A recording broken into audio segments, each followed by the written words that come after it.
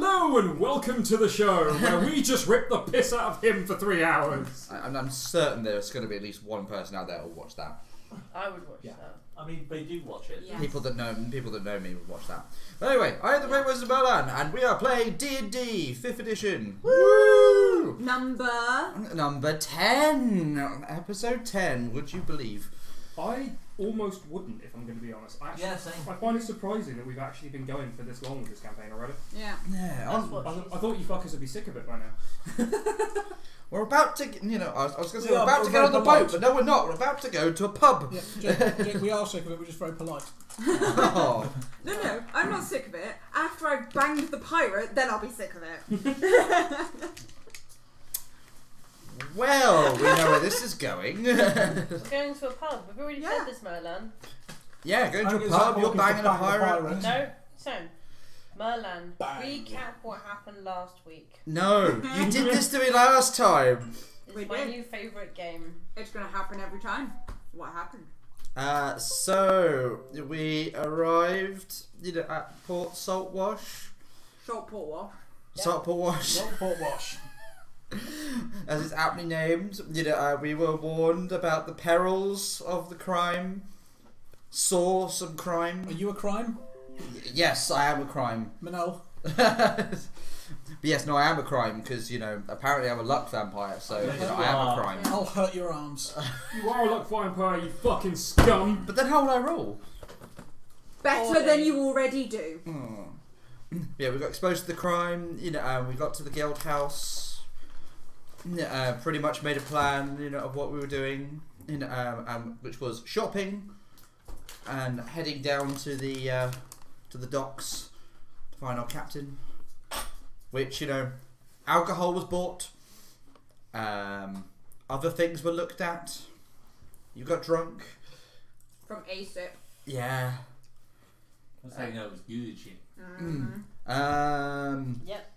Stuff, stuff got talked about, and then we got down to the harbour. What? Keep going. I feel like I'm missing something now that you're looking at me like that. Dance, monkey dance. Yeah, we ended up meeting the captain for the Ocean Spear, which I can't even remember his fucking name. What's the captain's name? Handsome, be wonderful. Bitch. Say my name. They have a name. They do. And it's a name that causes you to trigger. Nope. I thought I wrote it down, but I did not. Captain Karis Everett. Yes, Captain Everett. Stop looking at me like that. It's creeping me out. Keep going. She fawned over him, and he told us to get stuff on the ship, which we did. So I sobered you up. We then went to the ship and got ourselves acquainted with people and the ship. And that's pretty much it. And you fail. Yep, because now we're going to go for a pre-voyage knees up. Yeah, no, recapping what happened last week. We haven't done the knees up thing yet. Yes, but that's where we were heading. No, I think you did the most things. I think we recapped incredibly well. We got to Port Saltwash, we went to the guild house of the caravan, we knew we had to find the ship, we knew about the weird laws, and we saw a man who was accused of being a theft and he ran, which is why he got crossbow shot on sight. We saw a crime. We know that for some reason Cassandra really hates Port Saltwash, but we don't know why. A gnome penis is not just for lust and special occasions. That's very important. Yeah. I wrote that down.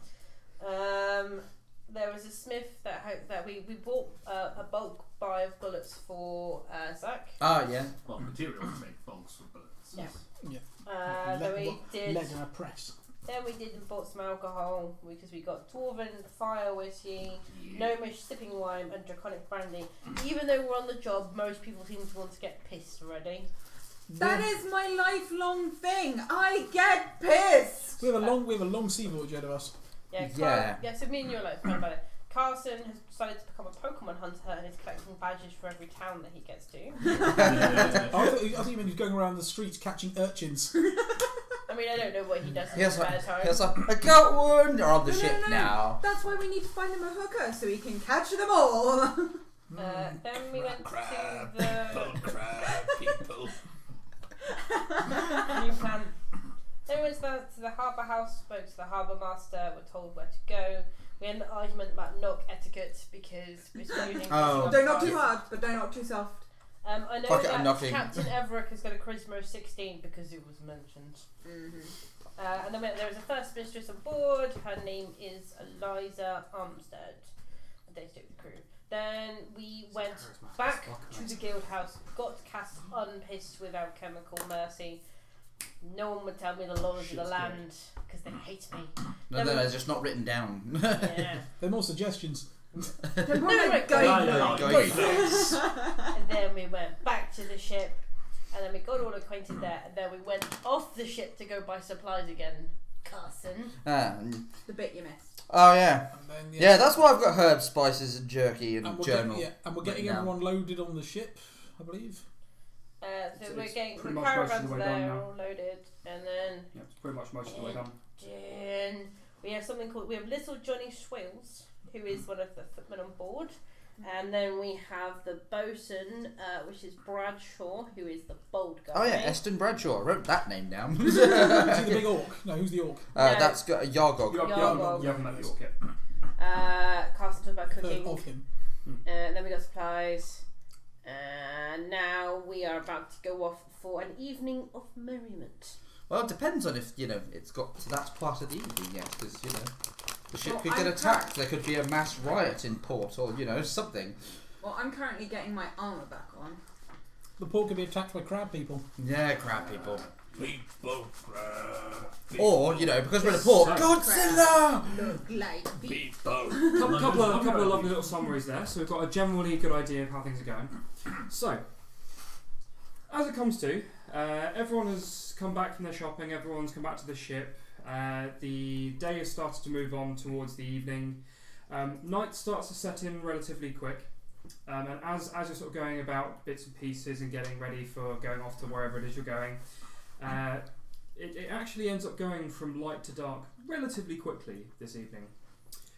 As everyone's getting up onto deck, getting ready to head off, the captain and full half of his crew are pretty much ready to head off, and they're just seeing to a few bits, making sure the people that are staying on board are happy and content with whatever they're doing or know what they're doing for the evening. Can everyone roll me perception, please? Ooh. Rolling? Oh, crap. Oh yes, we get to use our dice tray. I don't like this dice tray. Why? Oh, God. I You like roll this a dice Oh, tray. it's a 7, that's fine. Ah! They're all cursed! They're all cursed, I tell you! Did you roll a 1 as well? I Yeah. Rolled a no, yeah. I want to sit next to someone else. So. Fucking Uno! Where did you just pull that out of? Uno, I bitch. found it at work. I thought of you. Yay! Hold it up to the camera so they can see. So, as a lovely point, the lovely once upon a time just Lucy has I got 10. furnished us with lovely rolling dice trays. We often have the problem where we fuck up like the fuck ups we are, and we'll roll dice and they fall off tables, or they go all over the place and we can't fucking find half of them, or they roll into other people's groups. We don't know who the fuck the dice belongs to anymore. And we drop D4s and we can't use the floor anymore. Yep. Yeah. So she has been lovely and proactive and furnished us all with dice trays. Yay, the admin queen. Yep. Which means we each have something that stops us fucking rolling dice onto the floor. Apart from, so I made them earlier this week, and the first dice tray I put together, Merlan said, "Oh, let's test them." So I rolled, and I rolled a 1. The first time I ever used it. Now both Burke and Merlan have faced the same thing. First time rolling with it. No, I didn't get a 1, I got a 7. Oh. Oh, It's okay. fine. I rolled mediocre. Oh, fuck it. I rolled a mediocre of 10. It's like, yeah, it's mediocre. Well, yeah, with my bonuses, it's 10. Cool. So anyway, My score was 14. 4, but it's a pretty much automatic fail with the 1, isn't it? 17! Yeah, 1's always a fail. Yeah. okay. 19. You are currently staring at the first mate's ass because she has a really nice, lovely peachy ass. Believable. And she fills out her tight leather trousers well. Yeah. Very believable. I am an The arse rest man. of you notice that there's a lot more guards You're an arse. stood No, you are an arse. around the docks generally. Like easily 3 times the number of guards that were there during the day. Makes sense. Everybody else notices that. Just him that doesn't. Fuck up. Ah. Maybe they know that. Maybe they know. Maybe they think we've got a lot of cargo to guard. But if it said that more activity happens at night time, maybe they're prepared for it. Sorry, what? 3 times the amount of guards. Sorry. Open your eyes. The crew seems largely unfazed. The captain has looked out across and he's clearly seen that there are more guards, but they seem relatively unfazed by this. At best guess, it's probably fairly common, possibly a nightly thing. Once everyone's up on deck and the captain's finished talking to some of his crew, right, mates, happy to go for a drink then? Let's do it. Let's go. Yes. I will leave. Definitely. I will leave my crossbow Sounds behind good to me. as crossbows get in the way when going to the pub. But I will take the thing that dare not be named in its case on my back. Is it going to be? I would say if you're happy to bring your weapons, I'd suggest doing so.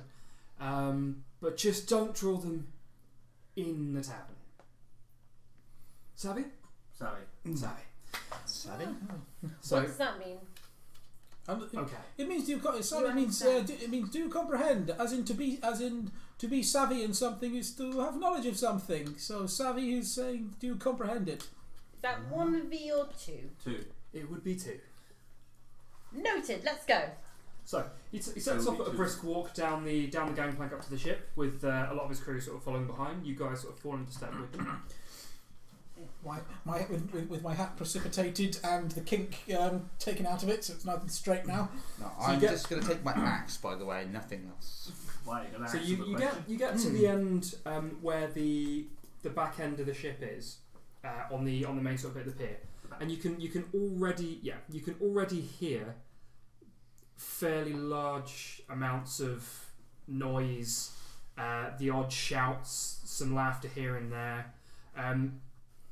You're fairly sure, no matter what your earlier perception was, you're fairly sure you hear the sound of a smashing bottle.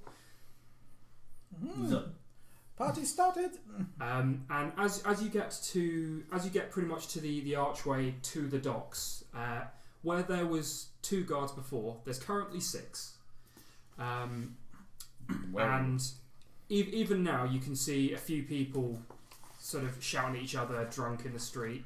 You're not sure if they're pissed off at each other or just shouting because they don't think they can be heard very well, but they're shouting. Again, Captain seems largely unbothered by this and starts walking up the hill. So he doesn't go as far as the turn-offs towards either the food market or towards the guild halls. After a little while, he takes a left turning and starts off down one of the smaller side alleys. And again, after another sort of couple of minutes down this alley, with people all over the place drinking, the odd fight breaking out here and there. Ooh. A lot less guard presence around at the moment. You're sort of only seeing them mainly around bigger, more important buildings or more important areas. Otherwise, you're basically seeing no guards at the moment, which is a bit of a difference from what you saw during the day. But there's the odd fight kicking off here and there. There's the odd people, and bearing in mind, it's probably not that late. It's probably only sort of 8, maybe half past at this point. There's already people sat in doorways drunk. It's a fairly quick turn. Sun goes down and they're all drunk. Wetties. You're aware that this is probably the day drinkers who have made their way out of the taverns at this point. Yeah. So the captain brings you to. Where's it gone? I actually have a name for this tavern. I did write the fucking thing down. So the captain brings you to a large, fairly inviting-looking tavern called the Port in the Storm. Fairly appropriate. So he walks in through the doors. everyone else starts walking through. You come in with the rest of his crew, and he's already up at the bar, speaking to one of the bar wenches, and she's sort of got a very type look on her, and you reckon he's working his magic. No, and they're going, I recognise that look from the fucking mirror. And once the last couple of the crew have made their way through the doors, he calls out pretty much to the entirety of the tavern, "Drinks are on me!" And there's a very loud cheer. Hey! And the bar wenches and such start handing out drinks, and you've pretty much got your pick of what you want for the first round at the very least. Yeah. I was like, yeah, I'll pretty much just grab whatever's going at the moment. I'll grab whatever pint of piss is being served. So at the moment, the vast majority of what's being handed out is either rum or mead. Mead. Yeah, and mead. It's really not shots of rum. It's fucking tankards. And it'll probably, if it's a sea stuff, it'll probably grog to get technical, which is watered down rum with lime. In here, it's not.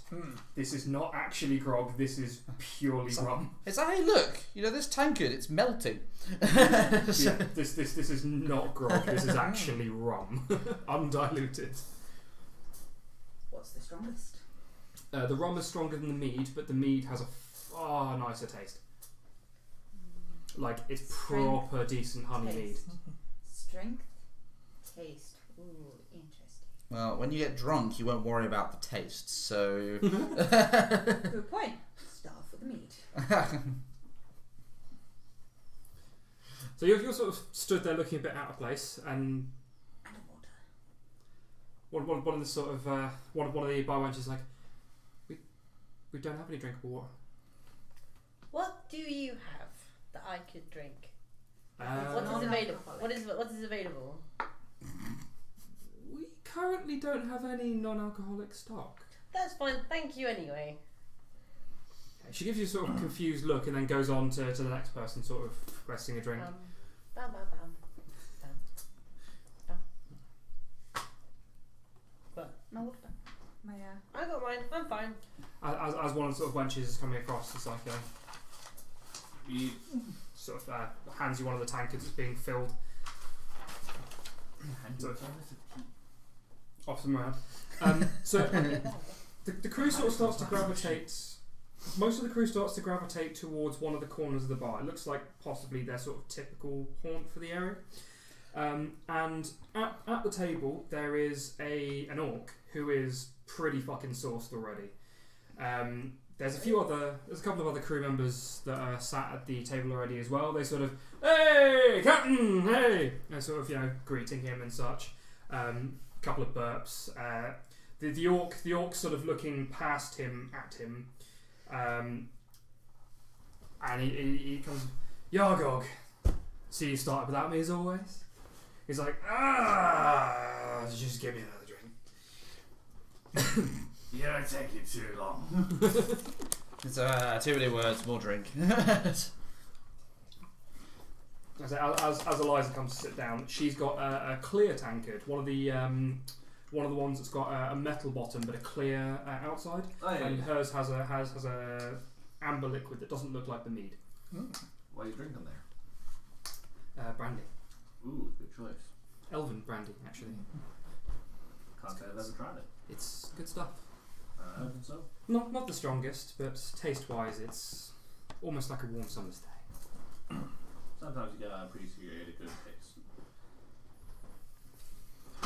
I'm going to find some crewmen, and start getting friendly with them, because we're going to be stuck in a wooden box with them for a while. So let's get to know them. As in, they're like. So God damn it. most of the crewmen are a fairly jovial bunch. They're relatively happy. They're having a drink. Most of them aren't the most personality-filled individuals. A lot of them at this point are just looking to get as wasted as they can, as quick as they can, on the best alcohol they can before they're at sea on the grog.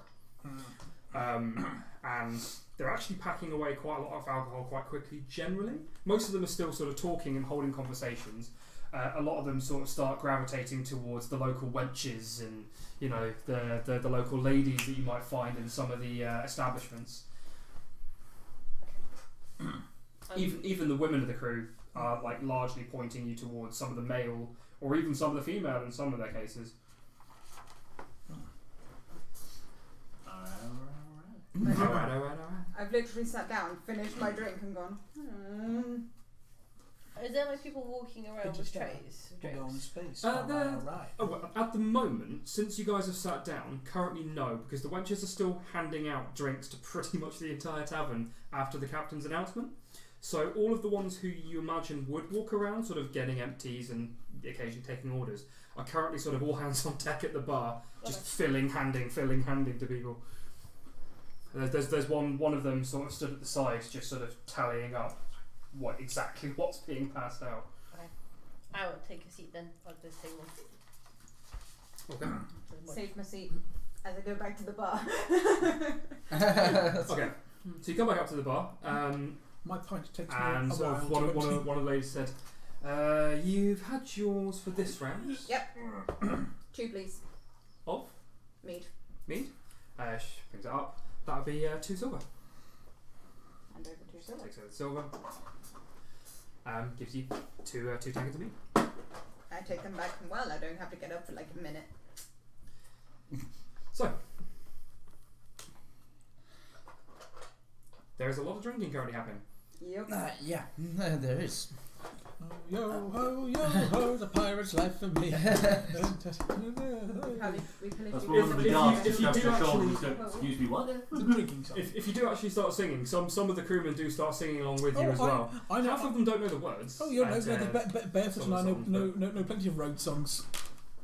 I said Country Barefoot's. road. Oh, no. Oh, Wizard Staff has an up on the end and up on the end. So Barefoot sort of sat aside on one of the tables, currently trying to chat up one of the crew little ladies. goblin, see his little feet, and his little nosy wosy. You- Isn't the goblin sweet? So one or two of the snippets of conversation you hear from him with one of the female crew members is along the lines of, "I may be a halfling, but not everything comes in half measures, love." You know what I'm saying? And she's sort of there giving him a bit of a giggle and, you know, drinking along and sort of eating it up. He seems to be doing fairly well for himself at the moment. He sort of looks over when he notices occasionally people are listening. He's like, "I sea ladies are the best."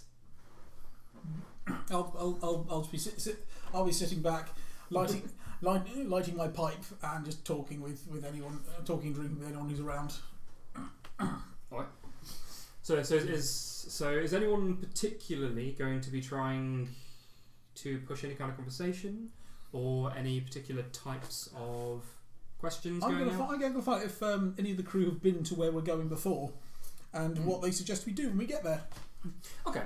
So as you're sort of talking with them, you sort of steer the conversation a little bit away from, you know, Drink and gals. drinking girls, and one or two of them sort of start talking and say, "Well, I've been to Aki a couple of times. We've made port with the captain a few times. They're pretty uppity over there. I mean, they're not bad really. There's a lot of religious types who make their pilgrimages up to Siltai, and you know they're all talking about, you know, Bahamut and stuff. But they're not too bad as long as you're not, you know, trying to upset things. They don't really mind." It's sort of, you know, between a few more gulps. I never did understand people who are obsessed with crusades. Good straight No. face. It's like, so what are you guys going there for? Just a delivery? Well, just caravan trail places, places to sell wares. I don't know. I'm just paid to guard it. So you've really never been before? I thought No. everyone goes on pilgrimages there. Or is it just the religious types? No. One of the other sort of ribs was like, not everyone goes. No, Come most on. I've been to a lot of places, but never across the sea before. Oh, you're in for a treat. Going across the sea is fun. We wouldn't do it as a living otherwise. It's only fun when you're on a good ship. Oh, what a good ship! We're not sat with No, them. We gnomes aren't really known as We not? good seafarers. Half deliberately went off to a different table with the crew and we're sat somewhere else. Us slot at different places. Yeah. Again, it's sort of comment that comes up anyway, but we've got a good ship. Captain does us right, and he looks after us. Well, as long as we don't nick his meat. I imagine the ship's crew look like the staff of the caravan. Yeah, I suppose they're like family after a fashion, after a while. Do right by them, they do right by you and all that. Exactly. Yes, I imagine we have more in common than we thought. Yeah, one great big floating caravan. Oh, drink to that. Hey. Oh, we're whalers So on have you the sort of moon. sat We more carry towards where our that Captain load. and Eliza have sat then? Okay, so And your gog. for the first sort of little while, so the captain's there, almost like routinely checking Yargog just to make sure that he's okay. He's like going through almost a routine list of comments and questions. It's along the lines of, so how many have you had? No, how many have you had? And Yargog said, wenches! Kill all them all. And it's like, no, how many have you had? And it's this sort of thing where he's just going through random things, and occasionally he'll actually get an answer, at which point he'll move on to the next question in the list. And then after sort of probably about 15 minutes of this, Yargor's like, I'm gonna go get another one. And he stands up and stumbles over to the bar, and the captain goes, don't worry, it's always like this. He's been drinking since daybreak, give or take. That's quite Which impressive. daybreak? Today's daybreak. We take him home every night. Why does he drink so much? He's an orc on the sea. Why wouldn't you drink so much? Half the time, the only thing available to do on the sea when you're not actually, making sure everything's alright on the ship is drink. This is going to be great for you, Cash, because I love it. Strictly speaking, Yargog doesn't do most of the typical ship menial tasks because he's a shipwright.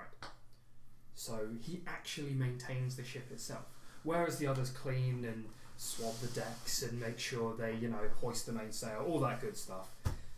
He actually is able to fix the ship properly, and he does so on voyage if necessary. I've seen this orc hanging over the side, halfway through a storm, singing sea shanties, patching up the side with holes in it. Do you have a good singing voice, Captain?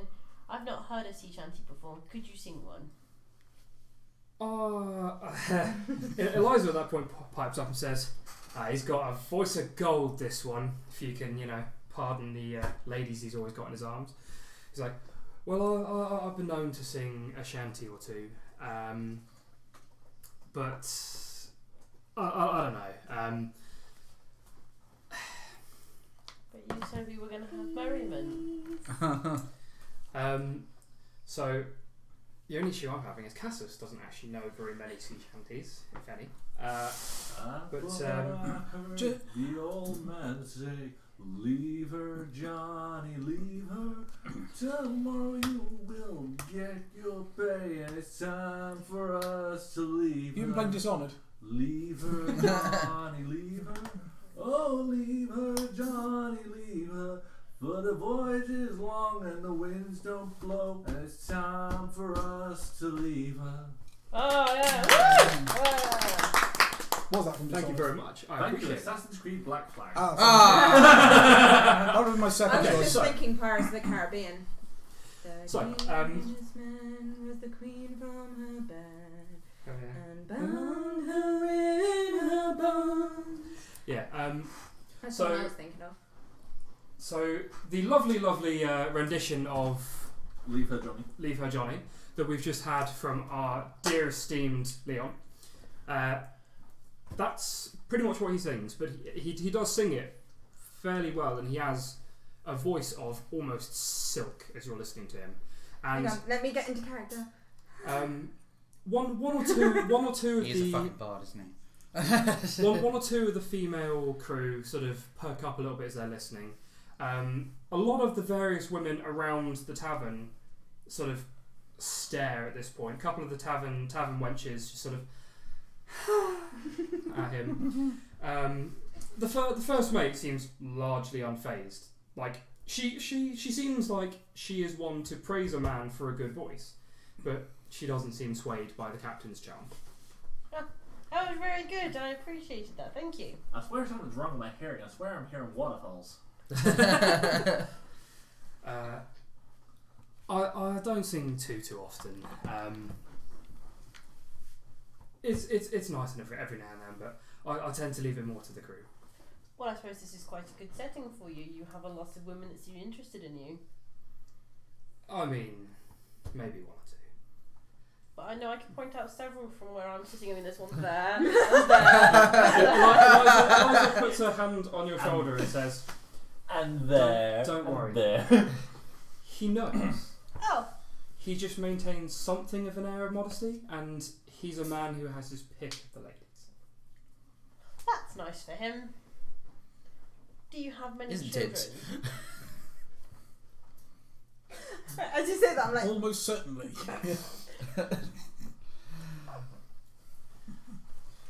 I'll be honest. Excuse me while I continue don't drinking. really know. Oh, okay. A man at sea doesn't have much time to check in on some of the ladies he spent time with. Fair enough. Even still, a lot of the women who are sort of listening in don't seem to care. They're just still swooning. Yeah, gushing at the Niagara Falls. I know. Yeah. I know. So I could hear waterfalls.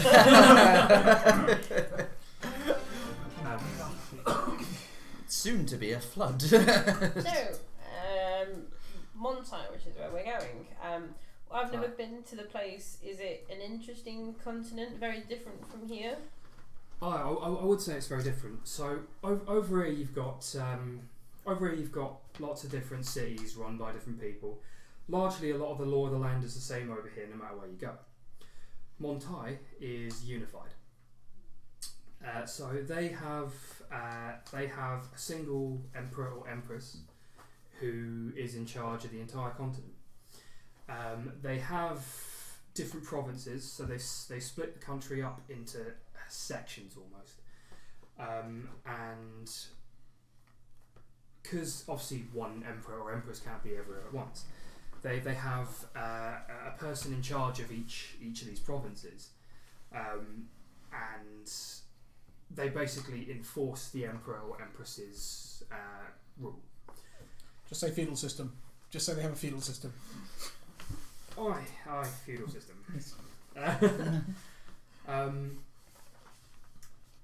It's a relatively religious place. A lot of them are staunch believers in Bahamut, dragon god of good. Just in case anyone's not familiar. I know. I knew what that was. But I say they're not too picky. Any of the other gods, what's under his pantheon, or provided they're not under an evil pantheon, they don't mind too much. They aren't too big a fan of anything evil. The main city, Siltai, which I gather by barefoot is where you're actually making your delivery to. They have clerics and paladins always checking everyone who comes in, and anyone who is found to be evil is not allowed in the city. Oh. Those self-righteous paladins. But then, evil is point of definition, surely. It is down to an individual's moral point of whether they believe someone to be evil or not. Aye. But there's still a mark of evil and good in people. Does it taint the soul? I'd say so. I think paladins more likely call it the mark on a spirit.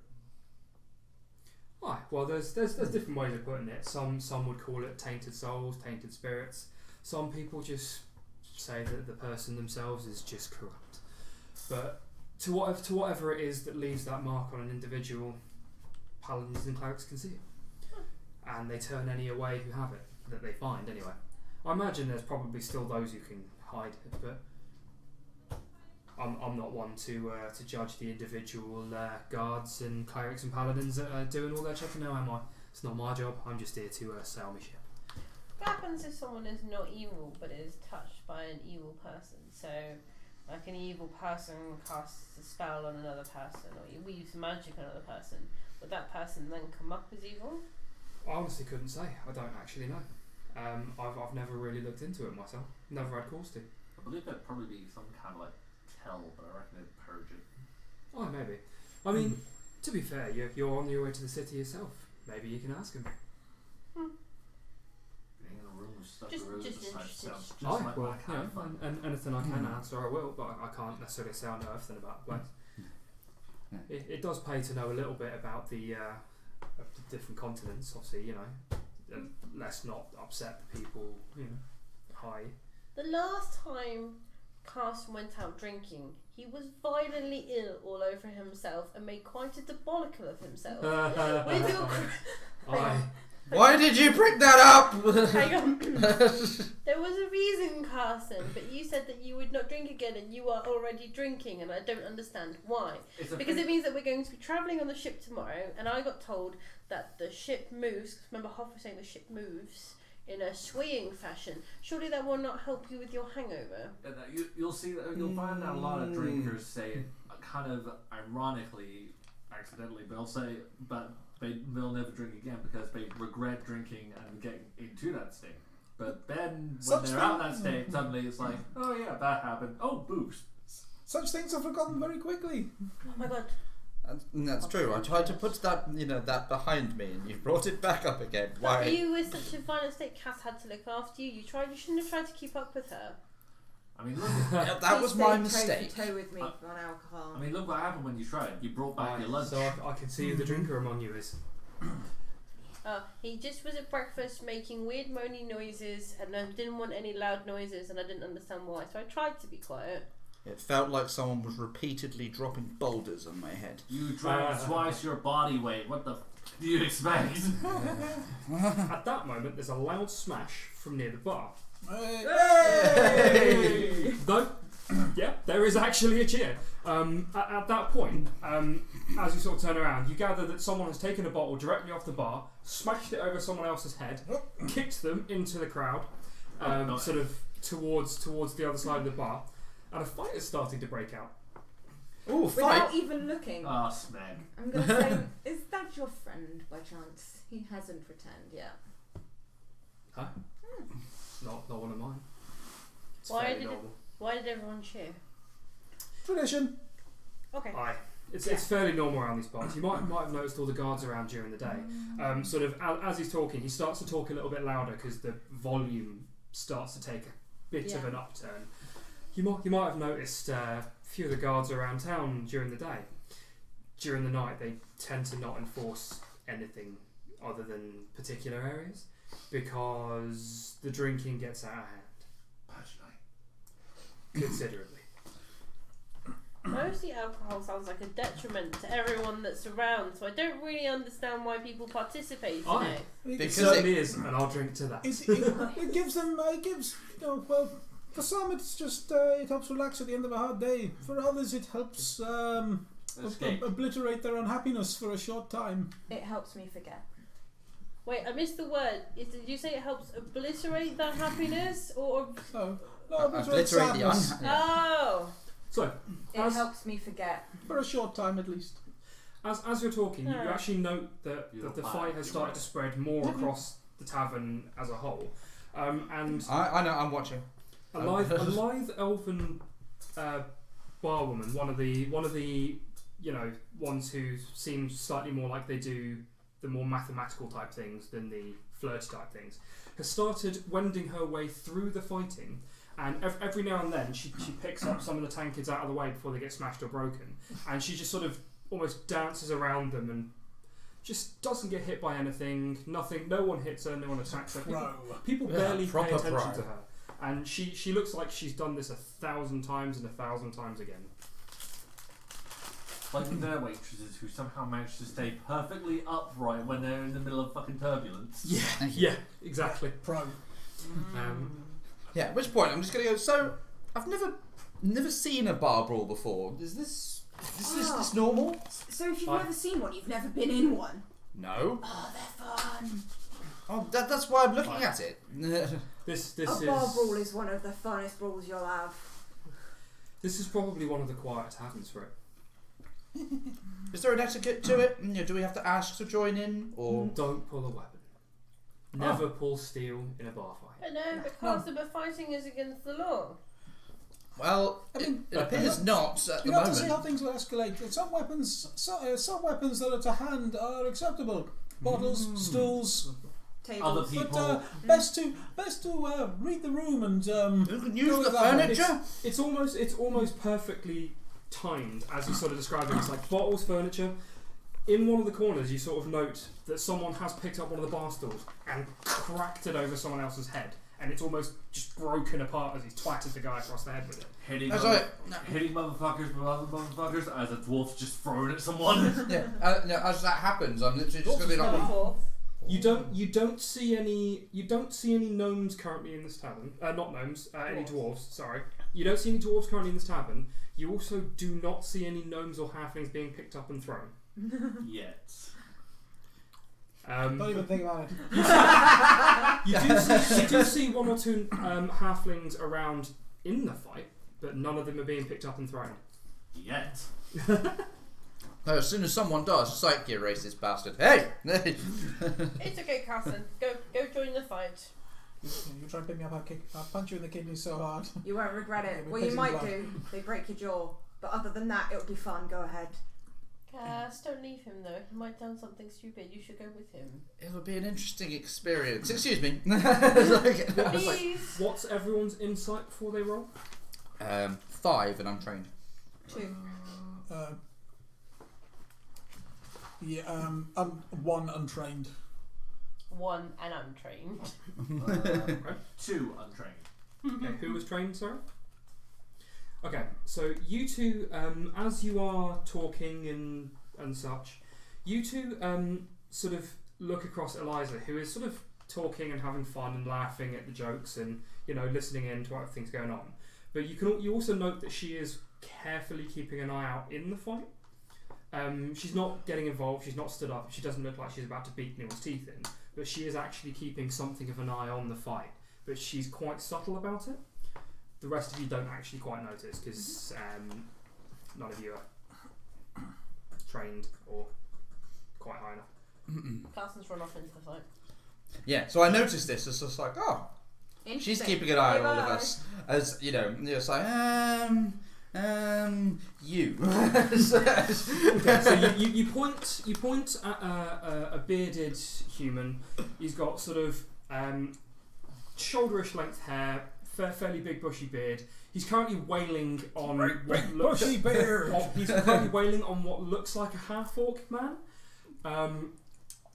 Not quite sure, but he sort of stands up, kicks him in the back, and you sort of wander over.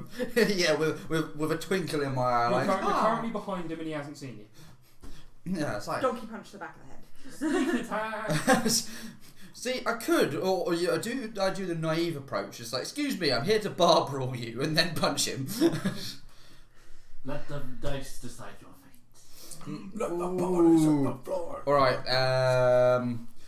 So this dice made me a virgin. So Oh yeah. let's see, Go on, Hamdi. 11 or higher. I announce I'm about to bar brawl him. I'm going to announce I'm about to bar brawl him. I think he's taking notes. Okay, as you're announcing that, and as he's turning around, you get donkey punched in the back of the head. Yay! Yay! Take 1 point of damage. For the purposes of this, it is basically non-lethal, but just count it as your hit points. Yeah, But that's yeah, fine. you take a point of damage, you quite literally just get punched in the back of the head. Hello, sir. I'm going to beat the shit out of you. Ow! Yes, Oh. I'm already in. Did anyone follow him, or do we all just stay staying on the table? No, and watch I'm him? currently watching him. I'm not really I'm on the keeping bar my fights. eyes on him. While this is going on, I'm going to step outside. Okay. Oh, it's got a bit too violent for And me. try. Well, no, it's not that. It's just I don't fare well in barbels. And I'm gonna go looking for a lady of the night. Sure. So we go from one extreme to the other. Okay. So are you just going to go wandering, or are you going to ask anyone? I'm not gonna go to. I'm guessing there'll be some people hanging around outside the pub, getting a breath of fresh air. So there's one or two people whose sort of fight has spilled outside and they're fighting. I'll wait till they're done. There's another couple of people who are sat sort of to the edge, sort of hey, watching them. They're not in the fight; they're just there with whatever they're drinking, sat pointing and laughing. Excuse me, do you know where I can find a hussy? I'm not as clueless as he is. My character's travelled round. So the two that sort of like hey, pointing at the fight. Yeah. They look like they're currently approaching. Yeah. Evening, fellas. How's it going? Evening. Clink. This is the clinks for what I've drink. Yeah. Where could I find some action around here? You're looking for some lady action, Well, or maybe some men action. Don't care what you're into. It's your choice. Well, my friend is looking. Oh, you're looking for some gentlemen then. Well, I didn't actually ask him, but I'll see what I can find. Oh no! If you're looking for a few more of the prettier types, you'll find them over that way. Second or third left down that way. If you're looking for some of the big, strong, take charge types, you want to go down that way on your left. Carson's going to be taking a midnight train going It's up his ass. It's either your first left or right. I don't remember. I'm a bit drunk. He takes a swing. I don't really want to go wandering around on my own at night because I know that's a stupid idea. What? Going up your Wait, it's Final Fantasy VIII. I just summoned Doom Train. Or the skeleton train. The bone train. Do you want to ride the bone train? So on your left. So he's pointed left out of the door that you've come out of the fucking Port in the Storm. He's pointed left, and then he said either the second or third left for the pretty ones, or right. He said either the first left or right. Well, I will go with the way for sure. Well, I'm loath to be wandering around alone at night. So maybe I'll just see if any wander by. Just, hey, you! Come over here! They might have their red light, you know. Okay, so you sort of wait for 10 minutes, sort of idly sort of conversing with the two drunkards, watching a few of the fights happen, and you don't actually see any wandering around. Yeah, no streetwalkers. They have their designated area. I think it might be more of a safety thing than anything I thought else. there might have been some inside. Yeah. Oh well. Anyway, if the fight's died down inside, I'll go back in. Far from it. Oh.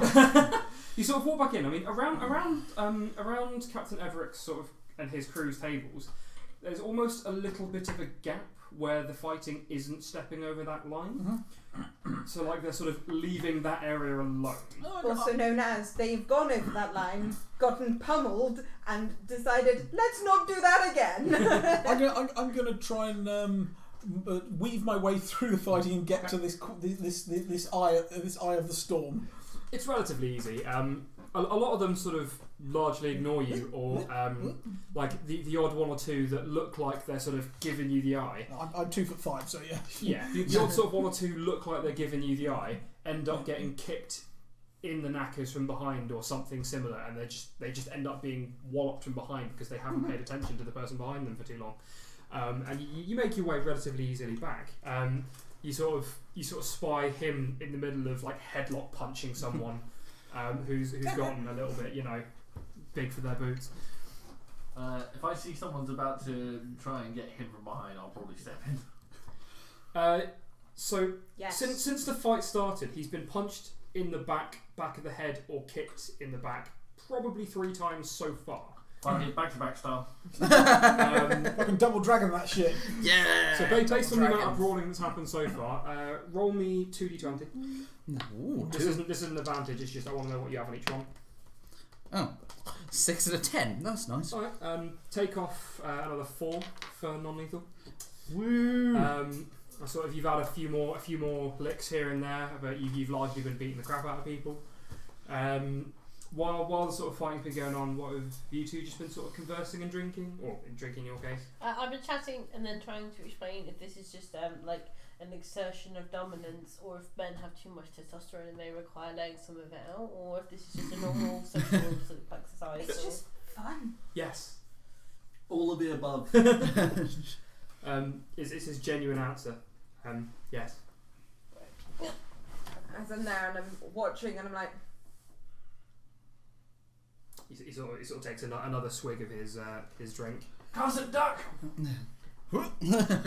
Very confusing. After sort of probably about half an hour of you all being there, and Yargog having gone off, he sort of stumbles back over with about 4 drinks in his hands, which he somehow hasn't spilled, even though he's stumbling quite a lot. skills. And he sort of lays them down on the table, sits aside, pulls 3 of them towards himself, and pokes one into the middle. I bought one for the table. I wait like 3 seconds. No? Nobody? No? Cool. The table. It is neither mead nor rum. Drink it. Okay, that's orc vodka, Oh, nice. and it's fairly strong shit. I was going to say that's probably quite rough as well. Can you roll me con? It is rough. It's like paint stripper. Waitress bread. Paint stripper's not that strong. So that is numbers. 22. Okay, so you're okay for now. You're sort of starting to feel you're getting a bit drunk, but you're alright. You're not quite on the verge of starting to bring it back up the other way. Captain's sort of quite happily just watching over, keeping an eye on his crew, making sure everyone's okay. Largely answering a lot of your questions when you bring them up, as and when. That was the question. After a little bit more sort of fighting, so both of you take off 2 hit points for now for non-lethal, just as you're in the fight. Everybody roll me perception. Let's see if I can roll better this time. No. 5. 12. 21. 8. So you flipped my numbers around. Yeah. Okay, so anyone who got 12 or higher. Hooray! So anyone who got 12 or higher notices that as the fighting's going on, someone starts to draw a sword. Oh, I understand. That's bad. That's foreboding. So those of you who've noticed it, Yep. it's barely out of the sheath, and Eliza's already stood up and walking over. Who saw it, sorry? You two did. Okay. Can you both roll me d20s? Like the only thing I noticed is when she stands up, I'm like, Aww. I just want the number on the d20. No. Okay, so neither of you are able to get across the room as quick as she is. Shit. As she wanted to go for him. So the guy who draws steel, he barely gets the sword out of the sheath before she grabs his wrist, punches his elbow upwards and snaps it clean. His sword falls to the floor. She grabs him by the back of the shirt, walks over to the doors and turfs him straight out the door. Hooray. Right, yeah, well, I'm just gonna awkwardly probably be the only one doing it. Going, yay! No, there's a few people who cheer. Oh, okay. Like a few of the people near him who noticed him drawing the swords didn't sort of react well as he was drawing. But as Eliza got there and snapped his arm, people did start to cheer. I tip my hat to Eliza. She sort of tips her head back and sort of heads back over and sits back down where she was. oh, that's why there's a gap. So Did as you she actually say walks, that out loud? Yeah. as she walks back over, Aye. I'm just going to grab someone and throw them into the castle again. Alright. If I can see it happening there- straight away, it's like, oh. There's been one or two incidents where people have drawn steel. Liza's not too fond of those who break etiquette, so to speak. So she breaks What? them. Exactly. I don't understand what happened. Eliza's just made something of an example of someone who draws steel in a bar fight. But it's a fight. Aye. A bar fight is different to a normal fight. A bar fight, you're not trying to kill people, you're just beating them up. Whether it's because you're trying to be manly, whether it's because you're venting stress, or just because you want to get into a fight like your mate seems to. With that, I'll probably just go, ha! Bare knuckles and possibly a few bar implements, but no weapons. You never draw steel in a bar fight. Can never draw steel in a bar fight. The less than couth gentleman over there decided to draw steel. Eliza doesn't like it when they draw steel in a bar fight. She made an example of it, as she's done a few times before. Once or twice, a few of the Laria gentlemen decided to try and pull our tables into a bit more of a fight than we'd have liked, so Eliza made examples of them too. There's a bit of a line people don't cross when we're here. Well, surely this pub should then employ bodyguards. Oh, you'll be paying them, will you? No, but you're not here all the time. What happens when you leave the scene and someone else draws it? Then Eliza's not here to protect these people. Normally other people will deal with people drawing steel, but just Eliza's the quickest at it. So they just have to hope that someone is polite enough in a bar fight to stop it before someone gets hurt. Aye, that's largely the deal. It's a sort of group etiquette. There's enough it's like a social contract. Enough people know the rules that they will enforce it against. That the majority will enforce it against those that infract. Aye. Okay. It's not something that the book learned types would know much about, if I'm going to be honest. Yeah, I tend to stay out of bar fights. Not really my thing. Why? Well, because of my small stature, and I'm not as strong as some of these people, and plus I don't feel the need to take I don't have the anger that I need to take out. I don't think you need to assert your manliness already. I think you are already quite masculine. Well, my gnomishness, not manliness. That's The your times- sex. The times I've been in bar fights is normally because men think they can do whatever they like. So I tell them otherwise. There's women in this fight currently. Yeah, but normally I end up starting the fight. They try something, I punch them, fight happens. See if this makes you feel better. I'm gonna pick up an empty flagon and just wang it into a knot of people. and then just keep sitting there. Roll perception first of all. Please don't get Carson! Oh man, these trays suck. Perception is 8. Okay, you actually can't see where either Carson or Zach are. Right. Roll me. I'm not aiming. I'm finding a knot of people. Oh yeah. And That's just throwing an empty fine. tankard. Roll me a d6. 2. Okay. You throw it into a knot of people. Yeah. And there's a loud clang. Yeah. As this particular one was an iron tankard. Yeah. It hits one of the people that at that time had him in a headlock. Yeah. Nice.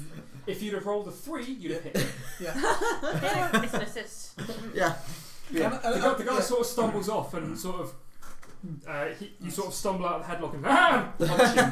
Yes, I'm flooring. I sit there with a shit-eating grin on my face. Pretty much. Yeah. That's about as much as I engage. No. At which point, I'm going to spy like an unattended bar storm. So someone said I could use furniture and just start wielding it. Yeah. One of the other things you notice is that every now and then, one of the other bar ladies looks like a young human woman.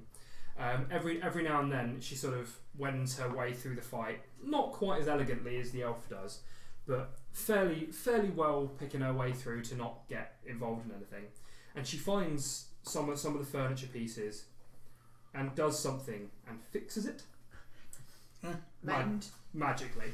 And you notice this is magic, and you think it's probably her casting mend.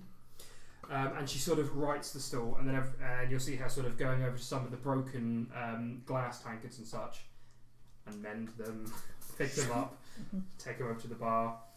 And again, she looks like she's fairly used to this. Logical. I wish I had a flash bomb or something. That'd be hilarious. Stumbling around everywhere. Who threw that? So does anyone have anything else they're particularly sort of attempting to accomplish, do, a particular level of inebriation that they're trying to achieve? No. I'm trying to get drunk, but not white girl wasted or trailer park No. trashed. I'm trying to get drunk. I'm trying to get good night's sleep drunk. Sleepy drunk. Sleep, so I can go and just fall asleep in my strange bed on the boat. No, Yeah, I'm my trying plan to was just get, to I get married. remember the night before, but I regret my life choices drunk. That's So- the level I'm aiming for. You get to your level of drunk relatively quickly. Yes, because You hit that point at the point that I asked you to make the con check. There. Are you still drinking after that point? Just to keep the level up, not to... maybe willpower. Roll me another con check. At disadvantage. No. So it's a 7 or a 9. So... that's a 10. Okay. So towards the end of the night, the fighting doesn't particularly seem like it's subsiding necessarily. It just sort of looks like it's starting to move a little bit more out of the tavern at this point, as a lot of people start wending their way, you guess, home? Maybe? He's like, I'm going home. I'll join you. As the sort of conversation's gone along, obviously the captain's gotten progressively drunker. Eliza's a little bit rosy-cheeked, but still largely competent. She doesn't look like she's stumbling or anything, just a little bit happy. Most of the crew is sort of stumbling rat-assed. Yoagog is being dragged out of the bar. Like quite literally, there's two crewmen who appear to have been designated for this evening, who have one of his arms over each of them and are dragging him. But you all start to wend your way out of the tavern, with the captain largely leading the way, still with a tankard in his hands, quite happily drinking. I basically imagine that he's basically. I asked him for stories, and he's like talking about like some of the stories at sea. We've talked about some of our things as we've been travelling and script. You know, like just stories of merriment. He tells you a couple of interesting stories about merfolk that he's seen previously. Not necessarily as pretty as everyone would necessarily tell you that they are, but still not awful looking creatures. Yeah, they got good PR. But yeah, he sort of quite happily, even though he's a little bit on the drunk side, he's still walking pretty much in a straight line with no sort of stumbling, which is fairly impressive, all things considered. But yeah, there's none of the sort of level of drunk. He's quite happily strolling in his swaggery kind of way that he does, just a little bit drunk with it. Swag. You Why are guys, waterfalls following us? you guys have several bruises, bumps, the odd sort of, you've got a couple of split knuckles. You've got a black eye for your trouble. Okay. Oh no. One or two of the other crew members who'd stepped into the fight at various points to have a bit of fun or to get involved for whatever reason, sporting a few shiners themselves. But yeah, everyone starts heading their way. You did end up getting drunk enough that you had to step outside shortly before everyone left, and there is currently a puddle in one of the people who's passed out outside, sort of in his lap. He sort of passed out with puke just in his lap.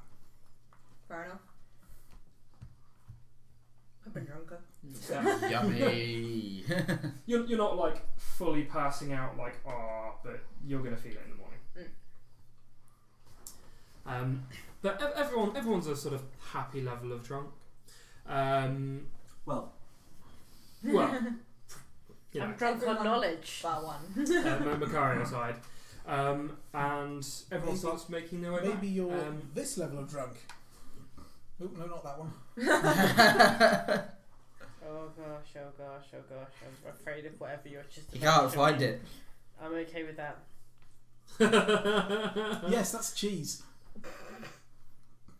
I'm even more intrigued. What is this Right. I'm picture? not. I wish I could. That's definitely a level of drunk. Yeah, Um, it's great. I These are just, evil. I just typed in white girl wasted. And that's one of the pictures that came up. but yeah, so as you sort of notice a little bit of the fight spilled out of the tavern as well, as you're sort of heading back, it's roughly around the midnight sort of time. When you headed towards the tavern initially, there was a couple of sporadic fights here and there, a few drunks in doorways. Now there's quite a lot of drunks in doorways and more than a few fights sort of around some of the more towards the entrances of different taverns and establishments. Chaos. But yeah, like I said last time, think Port Royal and Tortuga, or a bit of a mix. During the day, it's a bit more Port Royal. During the evening, it's a bit more Tortuga. What do we call it? Portuga. Tortuga. Tall Royal. Tort Royal. Tall Royal. But yeah, as you're sort of walking along, the odd sort of big for his boots drunk comes up to this fairly large group of people humbling their way back to the ship, and they very quickly get put down by one of the crew or one of you guys. You know, people just sort of looking like, hey, just a fucking smack to the face, and they just It's like, bump to the deck sort of hey! thing. So only sort of one or two look like they get too big for their boots You going want, for a group that you want size. some, you shit breath son of a whore? Language. You sort of shout that across at one of the drunks. He's like, "What are you talking about my mum for?" And he sort of lumbers over, and one of the crewmen goes, "Hey!" and haymakers him. But you get your way back to the archway to the docks, and the six guards that were there initially, if any of you are obviously competently drunk and enough to remember, you'll remember. It's the same 6 guards that are there from when you guys left, but they recognise the group and they sort of give a bit of a nod and step aside, and Captain's like, "Thank you, mates." Saunters past. One of the guards is female and she's got a bit of a smile on her face. Everywhere we go. And you all make your way, drunk as some of you are, along the port, up the gangplank onto the ship. So, those of you who are kind of drunk, just to check who is kind of drunk. A little bit. Yeah, somewhere between merry and drunk. So they're kind of drunk. Somewhere. Okay, Not white girl wasted. so you can roll me a flat con check. Mhm. Can you guys all roll me a con check at -2? Ooh. Oh, for fuck's sake! What'd you roll? 0. 16. 8. 0. No. Oh. Number one. Okay. So you are fine. Sad, You really largely pissed don't it. feel much difference. You're okay. You sort of get up the gangplank and you're kind of happy. You know, sort of making your way to wherever you need to go. 2 of you get up the gangplank onto the ship, No, not again. and the movement of the ship that you're not used to, combined with being kind of drunk, starts to send you, so to speak, off the edge a little bit. And the 2 of you have to very quickly make your way to the edge of the ship, and you start to vom over the side. I can't get over the edge, so I'll be sick through one of the Yeah. the sluices. Yeah. Yeah. Yeah, you sort of poke your head through the sluices, and you guys sort of like not expecting the sudden sort of whoa to whoa. Hang on, is the captain near us? Yeah, Captain's sort of near. See, Captain, as I point at Carson, that's what happened the last time he was drinking. It's like, Fine. not like this. Apparently, the young gentleman doesn't know how to handle his drink. Last time we drank considerably more. Yeah, it's the ship. No. Well, Right. It's That's fine. why I'm okay. It's fine. We can train him. Well, Oh wow. for those of you who were awake or sober enough to remember, we will be making sail after we've had breakfast in the morning and everyone's up. What time is that? Depends on when everyone's up. Are we doing time by bells now? Do you do breakfast bell? No, a lot of the crew would complain if we were to do a bell. It's a bit loud for them. Okay. It's like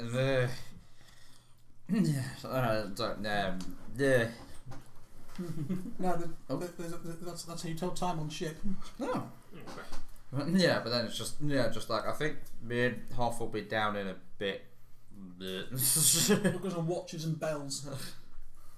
For the love of God, don't seek up the room. I beg you. I'm gonna make sure I'm not gonna throw up again before I come down. You know, when they say Can you in keep an pirate eye films, on- but such that 3 bells. That's Yeah. what it means. 3.5 bells sort of thing. 3. Oh, okay. Make sure they don't fall off the side. It was like, hey, is that one of the guys that got thrown into the water? Well, then one of them probably would have been, as they're trying to get near the ship. I only have so much. No, you're a been shot. It's past my bedtime. I'm going to bed. Night. I'm going to find So- once I finish being sick. I'm going to make my way to I my only little, have so much strength. my little cot that I've got on the cot or hammock or whatever they put on for me. I So stumbled since down you to the were road actually with you. looking and kind of mentioning it, Mm. there are no bodies in the water around here, and there's no one around the dock that doesn't look like they're supposed to be there.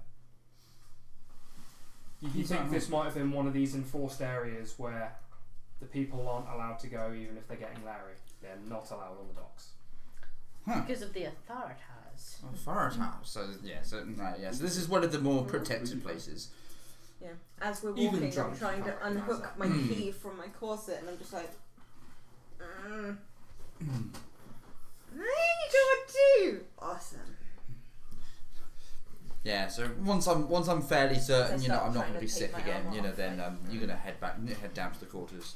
Yeah, you sort of chuck up a couple of times, See, I'm realise that you're sort of sort of a used to little bit this. on the empty and you're feeling a bit like, But it's I just need like- to go and lie down. I lie in bed and use Mage Hand to help you. Thank you. What? Yep, so you help her with that. I'm tired. So, the only person in the group who's been on a ship before is this one. So, what I need everyone to do, regardless of whether they're drunk or not, is you have had time to get used to being on a ship previously. I need everyone to just roll me a con check. Including me. Yay! No, you're fine because you've been on a ship. Something better. I missed my tray. 14. 14. So the reason we got the trays so they wouldn't go off the table, and you missed the fucking tray. Yeah, I missed. 13. Bellend. 14. Okay. 14 So around. you're actually all okay. You sort of wake up in the morning. You've got a little bit of a hangover. You've got a little bit of a hangover. You're not too bad because you didn't get too wasted. Yeah.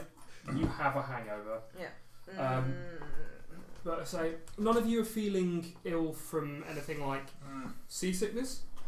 You think sleeping for the night on the ship with it sort of gently bobbing up and down and rocking and such.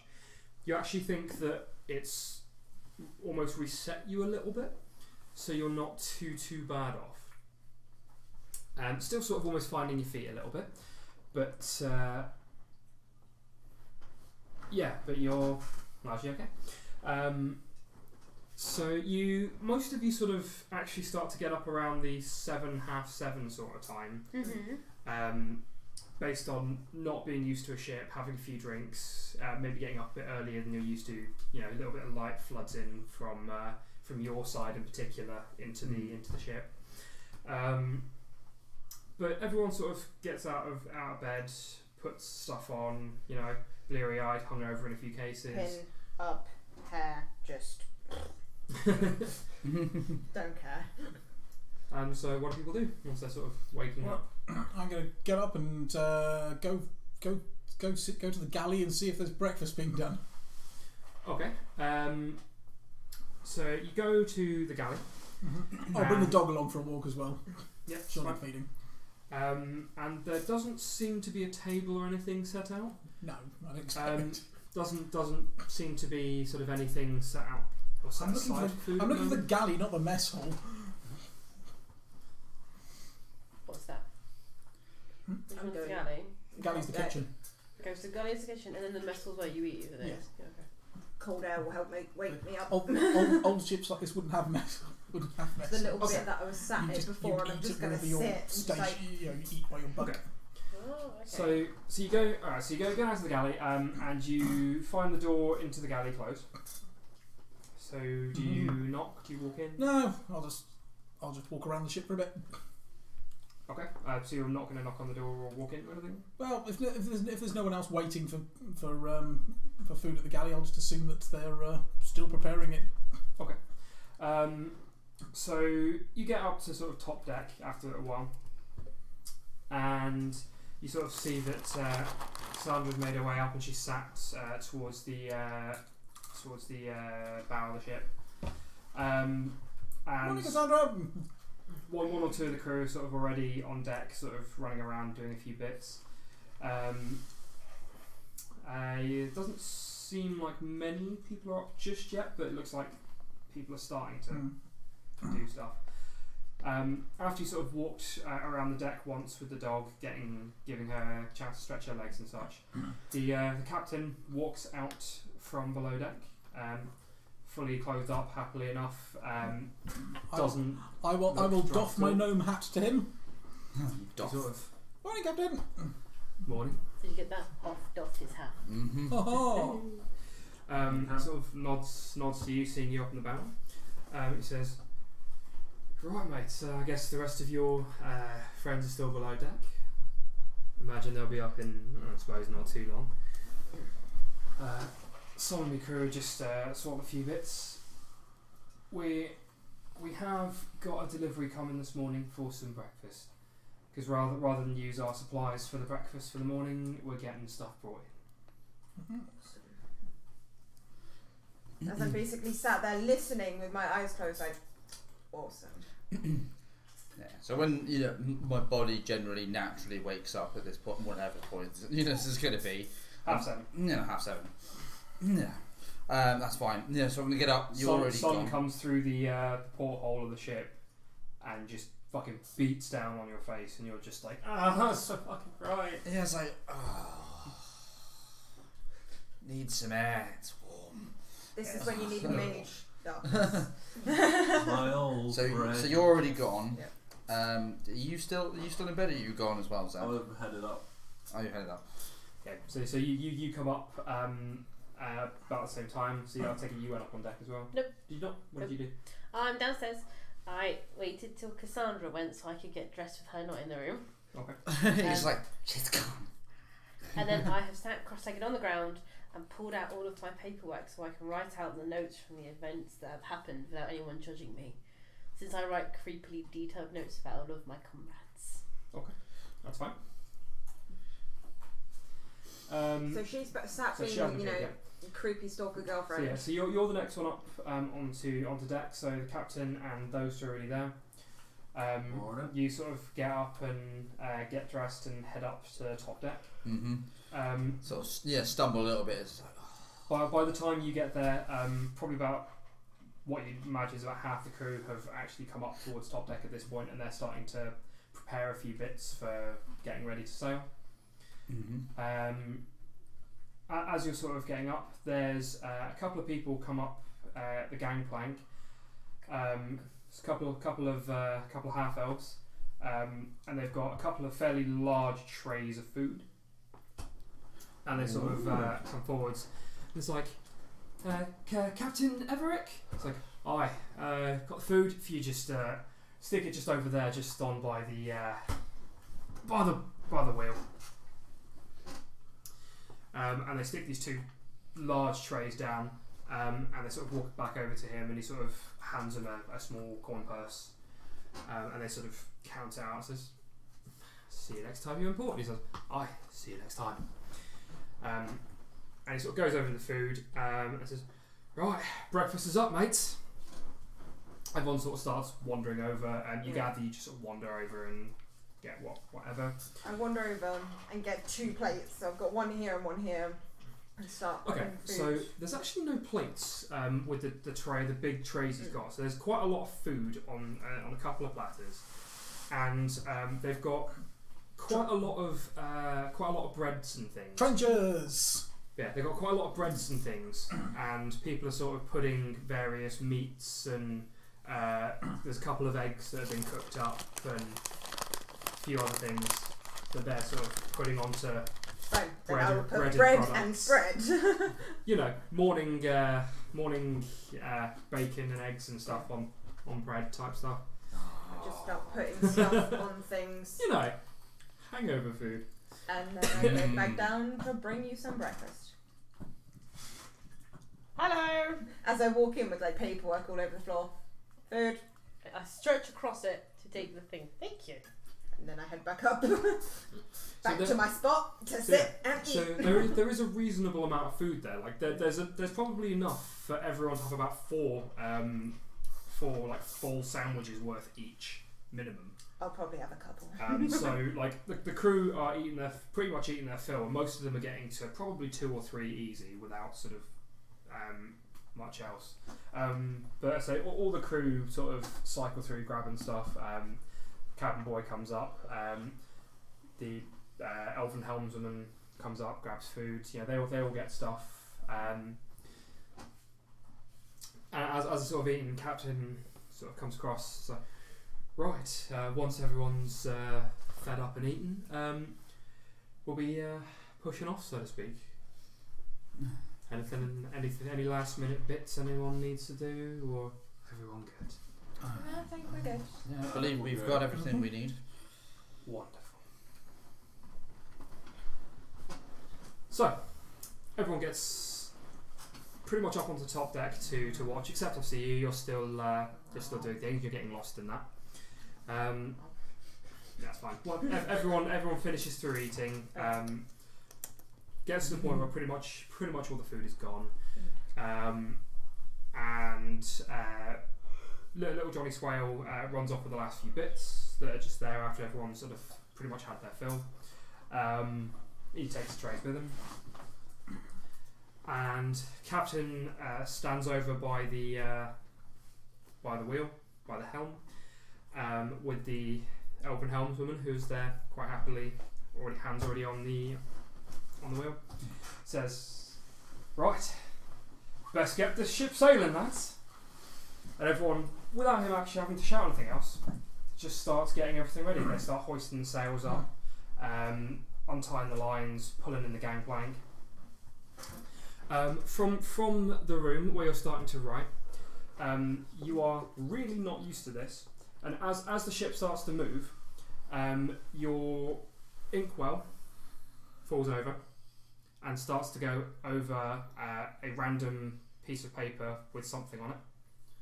Prestidigitation. That's fine. I knew you'd have a way to clean it, but it sort of does. And as that happens, and the quill sort of goes across some of the page, a little bit of the writing smudges and such. You gather the ship is starting to move. No, it's just like, what sorcery is this? Oh, the ship is moving. Those of you who are up on top deck and haven't been on a ship before, please roll me a dex check. So a dex save, basically. Yes. Whoa! 19. Yep, fine. 21. Yep, fine. 13. Yep, fine. Again, it's just a simple sort of, as the ship starts to move, it's like, ooh, it's rocking a bit more than I was planning.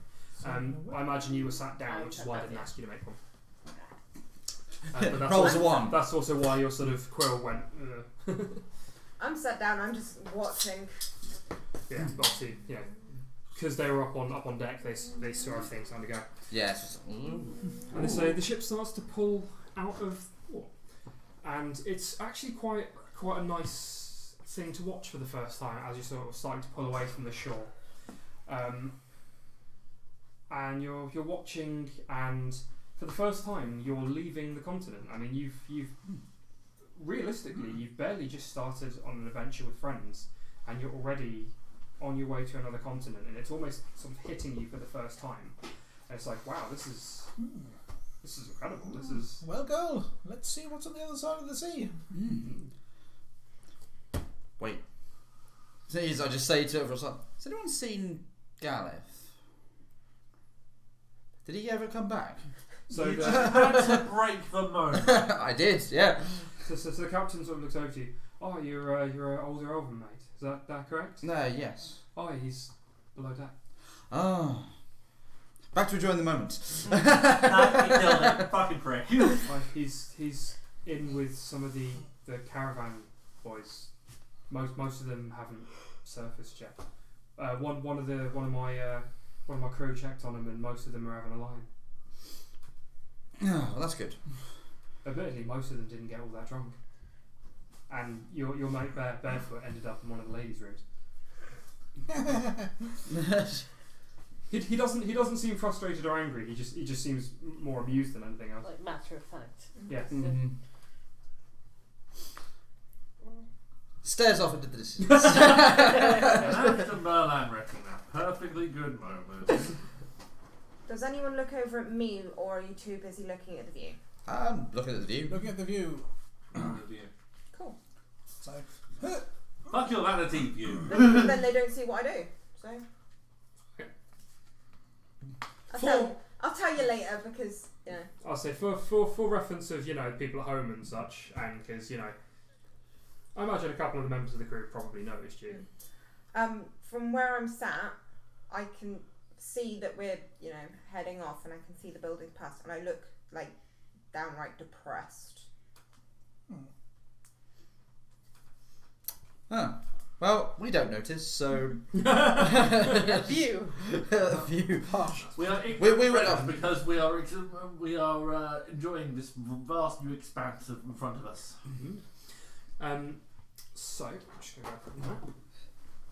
Yeah, we're not admiring the The view. way We it's will probably notice. By the No, time she'll bugger off by then. by the time you've stopped admiring the view, I'll look fine. Yeah. Yeah, a moment of weakness, and that moment will have passed. With the way the port is inland a little bit in almost something of a cove. Everyone, bring out your maps. Would have had one. I thought everyone had a map. You did have a map. No, I haven't got a physical one. You did a print one. I gave it to you, but it's fine. I lose physical paperwork. Never give me physical paperwork. I have background, but no map. But yeah, but Yeah, your map's got more as pieces. sort of setting off, the cove that you're sort of Port Saltwash is almost nestled in. It opens up relatively quickly, and the cliffs on either side end up being quite parted quite quick. I mean, Port Saltwash itself is sort of roughly standard sort of ground level with a bit of a hill upwards.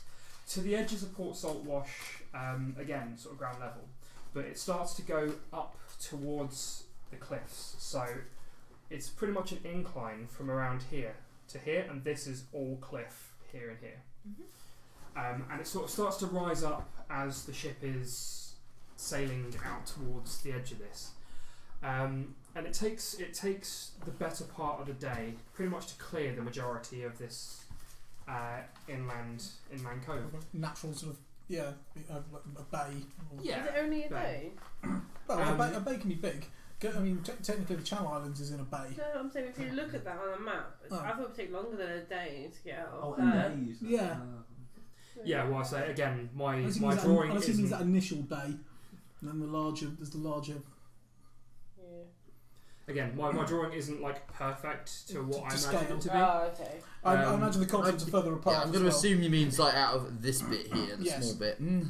Yeah, so you sort of get towards here. This shouldn't really be quite as far out, but again, that's my shitty drawing more than anything No, I else. like your drawing.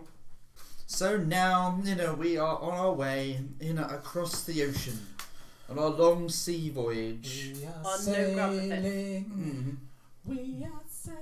Or is it more? Come sail away, come sail away, come sail away with me, lads. I was thinking. Sailing away. Yeah, same time. Palm trees, beaches, bamboo. I was thinking, I'm on a boat, take a good hard look at the motherfucking boat. Yes. Fuck land of clown buoys, motherfucker! So, In the Navy. Wait, no, it's different. No! Oh, it's fun to charter an accountant and sail the wide accountancy.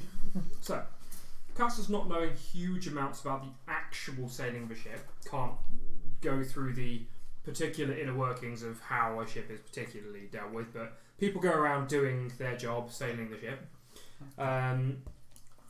The captain largely to sort of make sure everyone's doing everything right.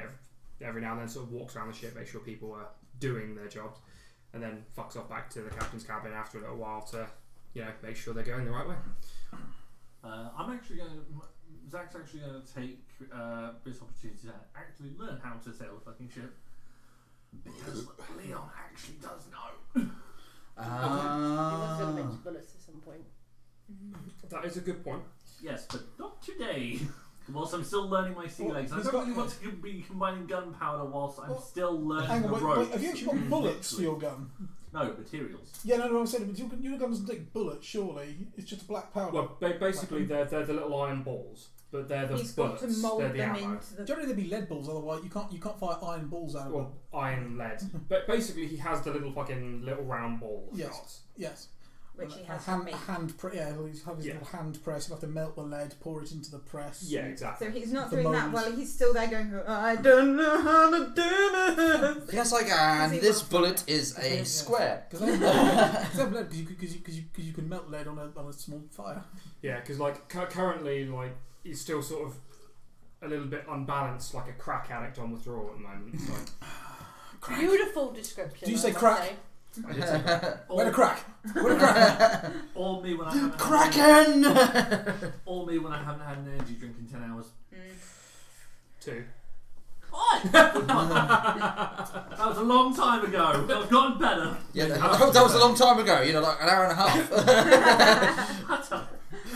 Yeah, so I'm sat in my spot making sure I'm not in the way and just doing my needle point. Largely you'll sort of find decent spots, or you end up doing things that are out of the way. And then when the captain comes up, I'm like, and then he goes, I'm back to my needle point, and goes back, and then back to my needle point. So if you are sort of actively making the effort to learn sort of the goings on and whatnot, that's absolutely fine. Yep. You sort of go around with the odd crew member here and there, and they sort of show you the ropes, so to speak. Well, literally. Yeah. There's one. Yeah, and they sort of teach you how everything works. The helmswoman largely is happy enough just being at the helm of the ship most of the day, just keeping an eye on ship there. Even if she probably wouldn't be there all day, I'm not entirely sure. But It depends on the condition of the waves.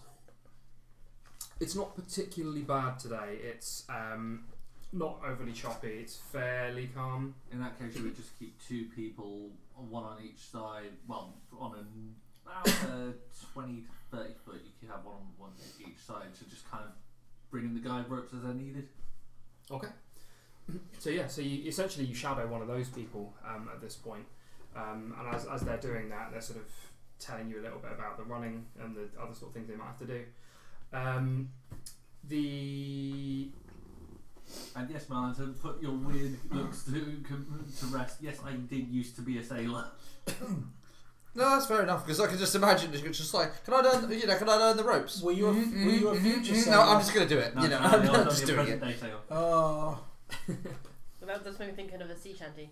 future sailor! I had drunken Future sailor. What do you do with a drunken sailor? A nylon What do you do admiral, with a drunken cyborg, sailor? sea dog, tell me what you dream of. My boosh.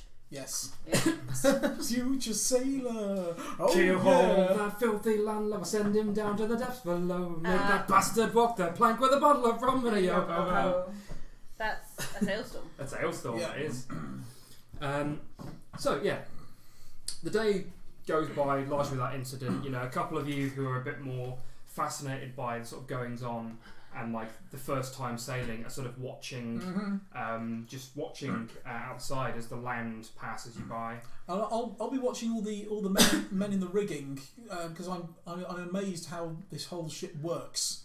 Rigging in the all these because how essentially all the crew, like the moving parts on this machine, getting the sort of the sail, adjusting the sails to the wind, and it's fascinating. So at the moment, the unfortunate thing that you notice is you're actually kind of sailing against the wind at this point. So unfortunately, it's currently a southerly wind, and the current travel is north to get out of the cove. So it's not exactly the fastest it could be at the moment. We need a wizard. So at that Can you point make we wind? Turn the sail, try and cut through the wind. Yeah, but again, it's definitely not as fast as if you have the wind in the sails, so to speak. So Wind is nice. yeah. All the man of war ships like that have like this wind, this air elemental like coming off of the bridge and blowing into the sails. I mean, according to this, technically I can, but not even really Not a yet. breeze. It's Oh, yeah. It's the beginning of the day, and I don't trust Carson. I cast mage armor on him. Condescending mage armor. Yep, I'm gonna write that, and then I'm gonna go look for Bosun Bradshaw. Okay. So at this point, it's probably about sort of 10 o'clock. A few of the caravan sort of drivers and things, and they've sort of come up on deck, have a look, get some air, go back down, do whatever they're sort of doing for the day. Barefoot hasn't surfaced yet. Neither has the female crewman or crewwoman that you saw him with yet. So whatever's going on there. Perhaps they're really ill. Gallus sort of does appear after a little while. Sort of smiles and He's here. He's alive. It's fine. Greets you. Unsatisfied. Hey, old men need their sleep, right? So you go to look for Bosun Bradshaw, I do. and you start off by going up to the top deck, and you don't see him around. Okay. Are you going to just start wandering around the ship, or are you going to ask anyone? Well, I want to find him. I'm assuming that first mate Eliza is busy and the captain is around. Okay.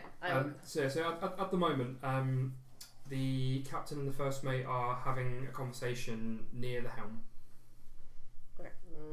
They don't look like they're actively trying to avoid anyone or trying to have a private conversation. They're just talking. I will walk up to them. Morning, and she's like, "Good morning." Morning. I'm not hungover. What a nice morning it is for me. Oh, well, some of your friends do appear to be more hungover than others. I would like to learn some more about sailing. Should I ask the two of you, or should I bother your bosun? Bosun's probably busy at the moment preparing food for lunch. I'd probably say, well, most of the crew would be able to help you learn sort of the basic ins and outs. So any of the crew you see scurrying around should be able to answer a few questions for you. Teach you how things work. Okay. I've kind of got to keep myself a little bit free to make sure that if there is anything pressing come up, I can deal with it immediately. But yeah, I say as long as the crew haven't got something urgent they've got to do, then yeah, give them a prod. Okay. I pull out a notebook and start wandering toward one of the crewmen. That doesn't look as busy as the others. Okay, so one of the sort of male crewmen is sort of just wiping down the railings on the side of the ship. Hello! Hi. My name is Mao, and the captain that I can ask you questions about sailing. What is your name? Jim. Hello, Jim. Okay, how long have you been on the ship? Have you been a sailor for a very long time? What is your particular role upon the ship? Why are you working down those sailings? Why are those people wetting the floor? What are those things? Captain! Slow down. I need an I adult. was like, yeah, what's wrong, mate? She's asking a lot of questions. Like, more than one at a time. It's like I haven't even answered one. sorry, love. I might slow down on the questions. Not everyone on this ship is book educated. That is to say, 5 of us are. Okay. Question, wait for answer. Then another question. Okay, I touched him. Why are you... Not that slow. At a Just normal, ask the question. at a normal speaking pace. At this point, Jim just sort of runs off. Legitimately runs off.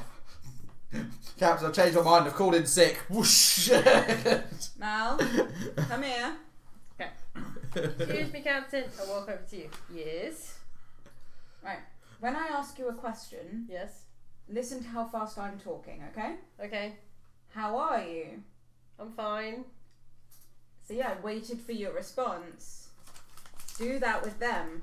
But then my question will leave my mind unless I ask it. Write your questions down so you can ask them one at a time. Okay. I don't know if everyone here can read and write though. No, but you write the questions down and then read them out, and then once you get their answer, you write the answer next to the question. But I remember the answers anyway. I don't need to write them out. Well, if you... Well, write out your questions Okay. when you think of them, Okay. and then when he's done answering one of your questions, ask the next question. I sit down right in the middle of wherever I am, right next to you, on the floor. Yeah, that's fine. But I like to scroll thing and then start writing questions very fast, and using my roll of parchment going. I'll try and help her. Okay. For those of you who aren't her, obviously writing down at the moment, roll me perception checks, please. 8. That's pretty good. Perception is 19. 22. Yes. 6. No. Okay, so you two notice that sort of Jim is starting to talk to one of the other crew members, and they're sort of giving funny looks to Macaria.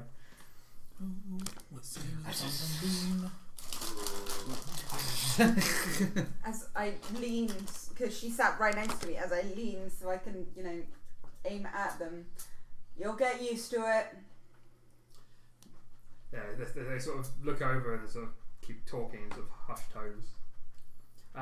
You can roll an insight check if you want. 11. Yeah, you can't really get exactly what the topic of conversation is or what kind of air they're giving off.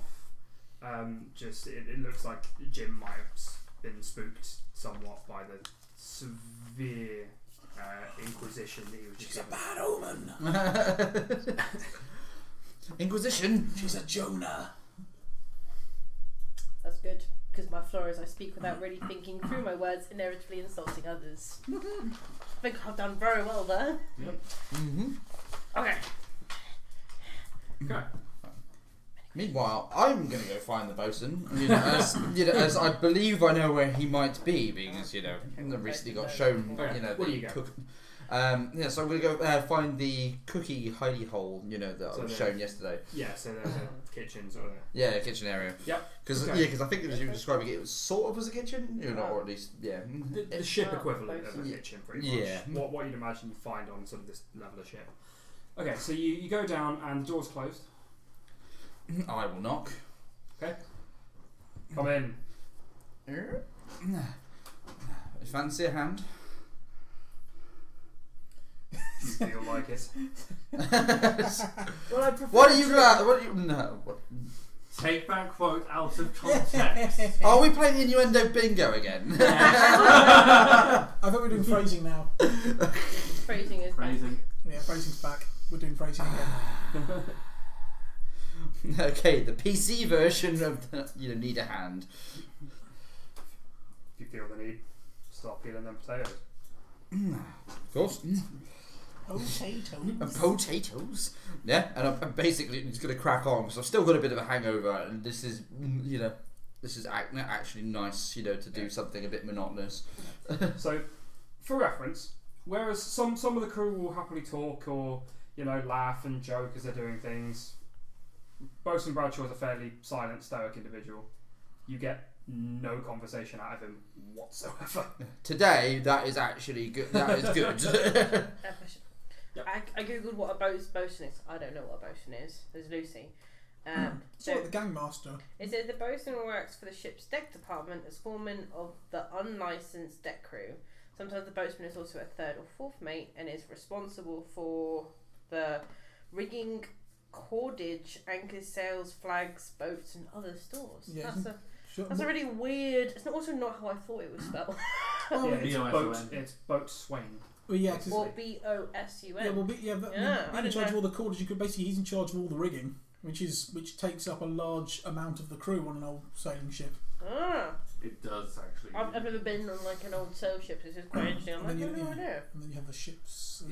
Even on a modern ship, rigging is very important. I just thought that was very interesting because I didn't know what those things were. Lots of nautical terms. Yeah, it's very interesting. I haven't done lots of boat things. So. No. Well, admittedly, I don't know huge amounts, but yeah, he is also pretty much the best cook on the ship. Cool. Well, they don't have a specific ship's cook. No, he doubles up functionally. Maybe he enjoys it. 'Cause in the Royal Navy, it was only the ship's cook was allowed to whistle. Why? Because whistling was often seen as a way of signalling a mutiny. but the cook was allowed to whistle because as long as he was whistling, he wasn't spitting in the food. Fair. Oh, that's pretty cool. But yeah, so he largely gets you helping him prepare things and getting everything ready for actually cooking it together. But yeah, other than pretty much directing you to something to do, he really isn't being very sociable. The ship is, oh yeah, there is the ship's cat. Watch Yeah, out, so- the ship's cat. Oh yes. As you're, writing through your list of questions, Furiously. I'm gonna undo my needlepoint and then hand it to you, Animals get and then actual ranks, get a fresh like one Sergeant put in. Stubbs, the And dog. What's on it? Oh yeah, It's no, you. it's really good. I've done a needlepoint portrait of you. Sergeant Stubbs got a medal and everything. No. But then again, so did a lot of pigeons and like Yep. law and such things. Look! Casted a needlepoint picture of me. It's me! Well, that's my It's impressive. me. Look, it's me. Yes, I can see it. I fold it up there and then I tucks it away. Nice job. As I get started on my next one. No one's ever done anything so nice for me. Yeah. Cass is one of the good ones.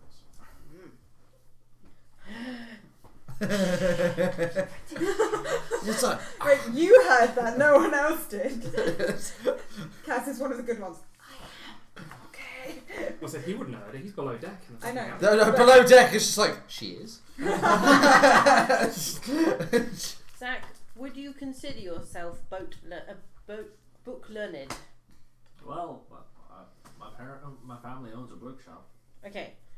I can't ask you that. They were thrown at me when I was a kid. I did What's read up? a lot. I'm trying to phrase my questions that a way with the simple-minded people that work on the ship can understand them. I've lived in hell for a very long time. Ask away. I'm sure we can help. How many of the crew heard that? I was waiting Both for of that. them. Yeah. Okay. Flummoxed. No. Fastidious. No. No. Elevated. Maybe. Maybe. Admonish. No. No. Plethorous. No. Ostentatious. No. No. Okay. Foible. No. No, football. Squandering. Possibly. Erudition. No. No. Okay. Right. Okay. Okay. Acutely. Yeah, probably. Possibly. Resemblement. Probably. Maybe. Indication. Yes. Yes. Okay. Obtuse. No. No. Okay. Right. I will just make sure that my words are small then. Yeah. Crew's gonna love her. The crew already hates her. Maybe next time we don't say it so loudly so much that Crook can hear you say it. What? Sweetie, I'll tell you later. Okay.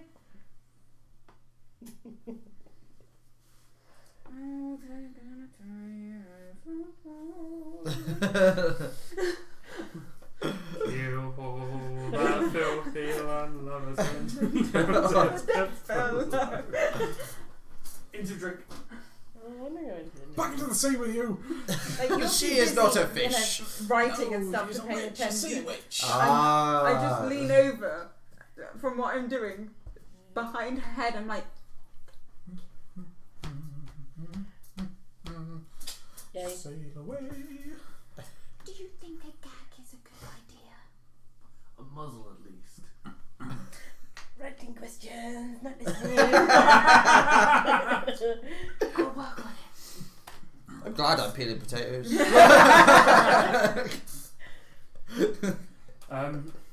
I'll try and smooth things over with the lads. But yeah, ship sort of goes on around you guys, sort of dealing with that. like if someone gets cornered by her, I'm just like, sorry. So at this point, it sort of starts to get towards lunchtime while she's writing down her questions, and the captain sort of calls over and says, "If anyone wants to go and get their lunch, then down the galley, bosun will sort you out." I'll tie off the kicker and then go down. Should we let the people that have been doing the work go first? That's what I'm doing. Yeah. Okay, Yeah. I'll wait with you. I'm in no rush. I'm gonna. By the way, whenever I'm patrolling the decks, I'm gonna have my crossbow with me, seeing as that's my job. Yeah. I don't want to be caught with my pants down, as it were. Yes, I'm sending you a cheat sheet. Cheers. Boating 101. Okay. So while that's all going on, so bosun sees that you're a bit of a dab hand with the general preparation and stuff, and he gets you to do the main cooking. He helps you. So roll your cooking at advantage. Roll a one, roll a one, roll a one, roll a one. Roll a 1 and a 1. Ooh, Ooh. I see a 15 there. What's Yeah, the so other 15 or a 19. So that's 24. Yeah, so you put together a fairly good lunch with plenty of vegetables, bit of meat, just not like super pretty as such, but it's well cooked, it's nourishing, it's got all the right stuff that you need. Not and using too much.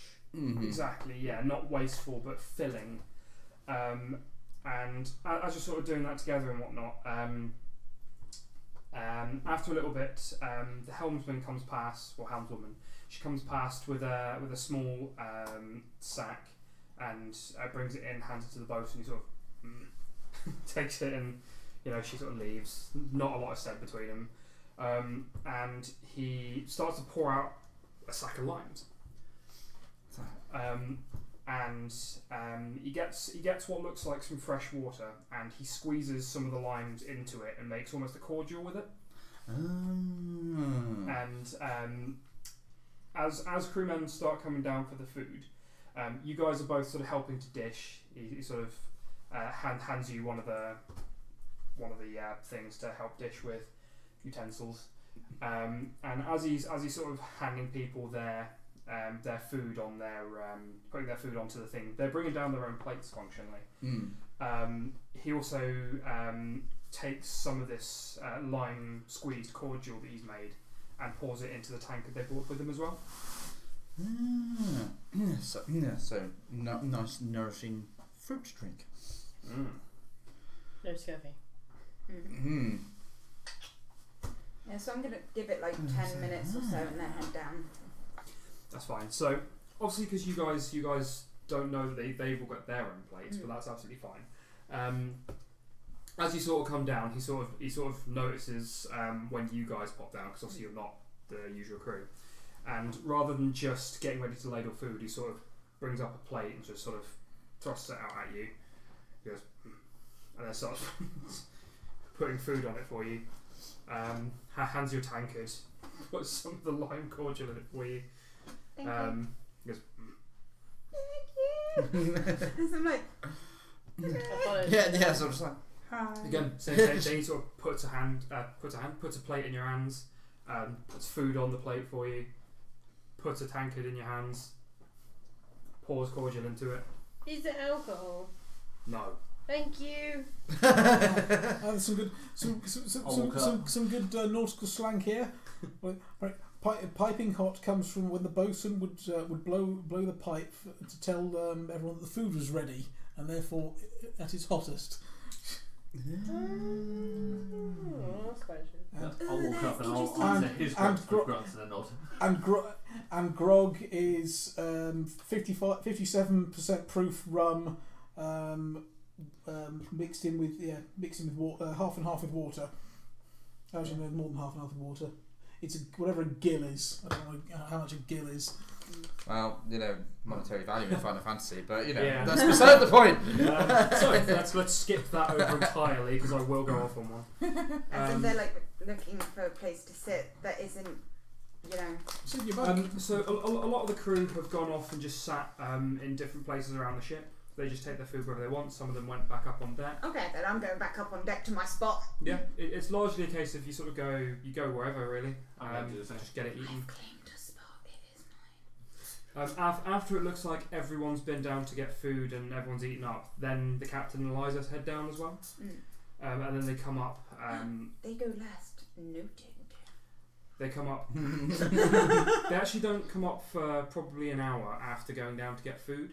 You gather that they might have gone to the captain's cabin while they're eating and discussing other things, but can't necessarily be sure. But the day largely goes by fairly uninterestingly. I say still seeing sort of the coast as you're sailing. Starts to get a bit dark. I finished my questions. Okay. Okay. I look around. Who is around me? Okay, there are a couple of crewmen on deck.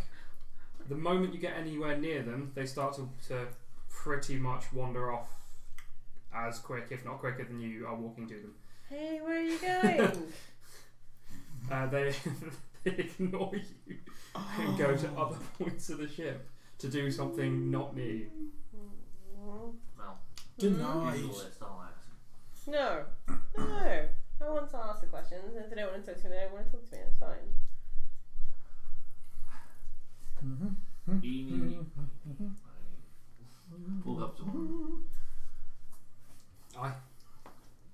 Can you give the girl a chance? She's trying her best. She's not used to being in such of a situation. She's a little city shy, if you get what I mean. I mean, what can us simple folk offer her? She didn't mean that. She's very socially awkward. If you guys can help her out a bit, I think that it would help with her growth a lot. Most book types are, well-meaning and such. A lot of them can't seem to get over the stuck-upness, though. I can understand that, but we're working on her. As far as most of us are concerned, the likelihood of us seeing you again is low. We do 1, maybe 2 trips where we see the same people, and we often don't see them again. We just have to stick it out while she's here. When she's gone, then we're not going to have to put up with the backhanded insults. She didn't mean it as an insult. She just doesn't quite have a filter. Aye, but we just not interested in it, mate. Even for a few silver or something? We get paid well enough, mate. It's not all about the silver and gold on it. I can understand that.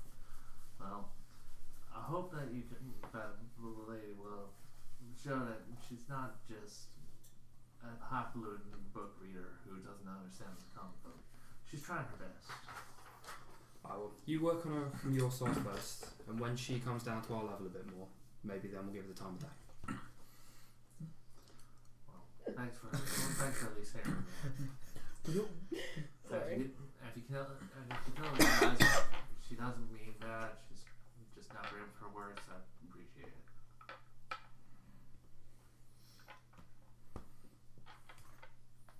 It sort of doesn't sort of say much more at this point. Yeah, just give it an old burn.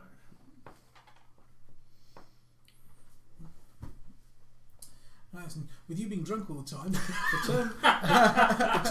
the naval term for that is 3 sheets to the wind, and that comes from sheets meaning sails. If a ship had all three of its sails out, it would be rather uncontrollable. Yeah.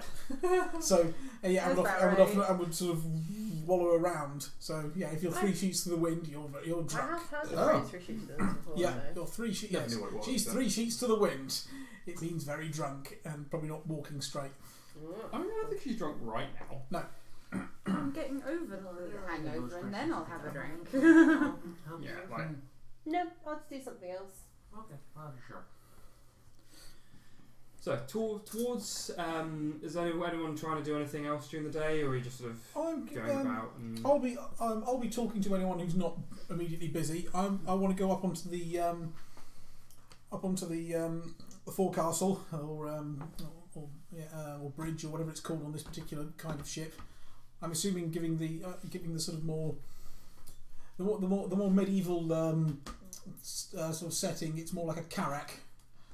So it would be that's a kind of LDN. a carrack is a Call kind it a bridge. no, a carrack is a kind of ship. it's a big ship Yes. with a mast and sails. Oh, that'd be the aft. Right, so I'll go to the aft castle then, and Stop confusing the podium. Explain to him where that is. back where the captain is, All right. or what they call the bridge. I would say so. Yeah, so he's Where the actually up. steering wheel is. That's So Aft Castle. he's So up that's to- he's somewhere. up towards. Yeah, you've got the aft castle and the forecastle. Yeah, he's up towards. Right, he's actually looking over the back of the ship at the moment, sort of looking out where you've been, sort of sailing, so to speak. I've been admiring the ship, seeing how it works. It's quite an operation. I had no idea it was so complicated. There's quite a lot to run on the ship. More than many would know, Cassus included. I'll try and help when I can. I appreciate that. Crew are a good lot. They come together and certainly do their job where it's needed.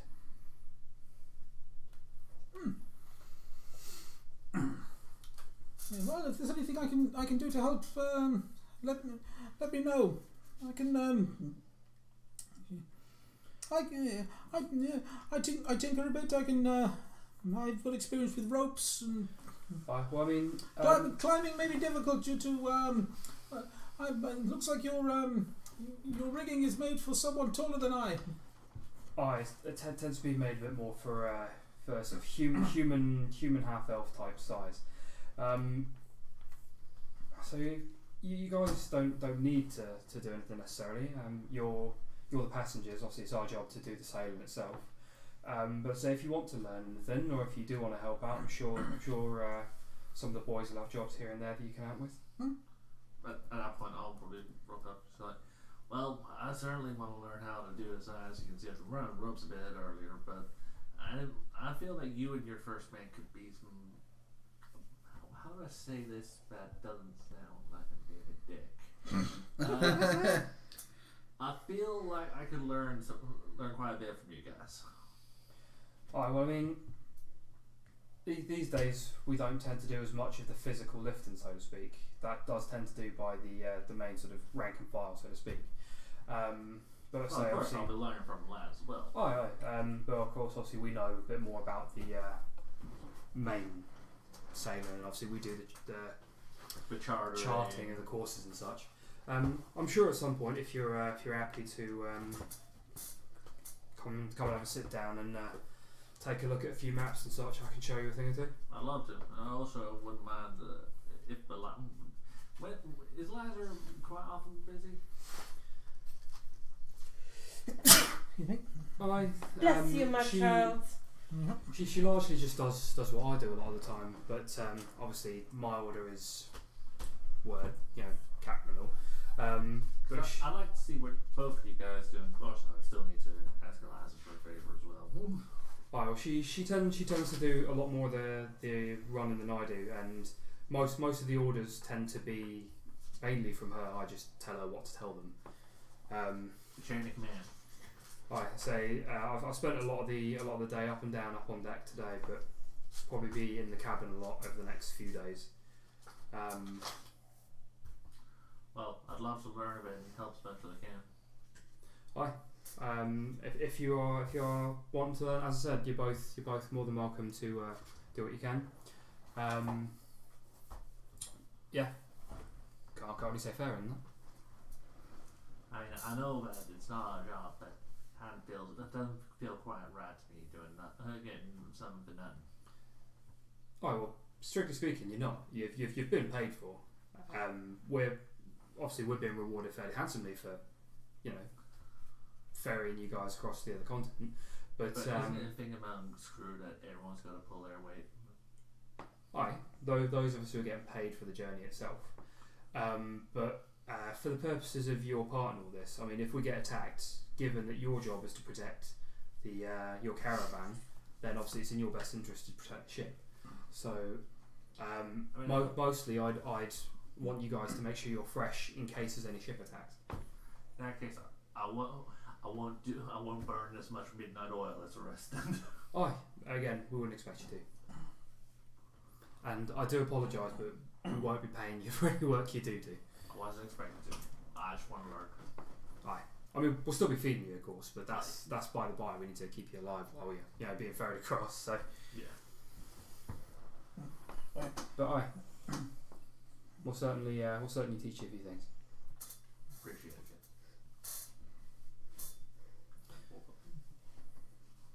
Didn't we need a point staring at the captain?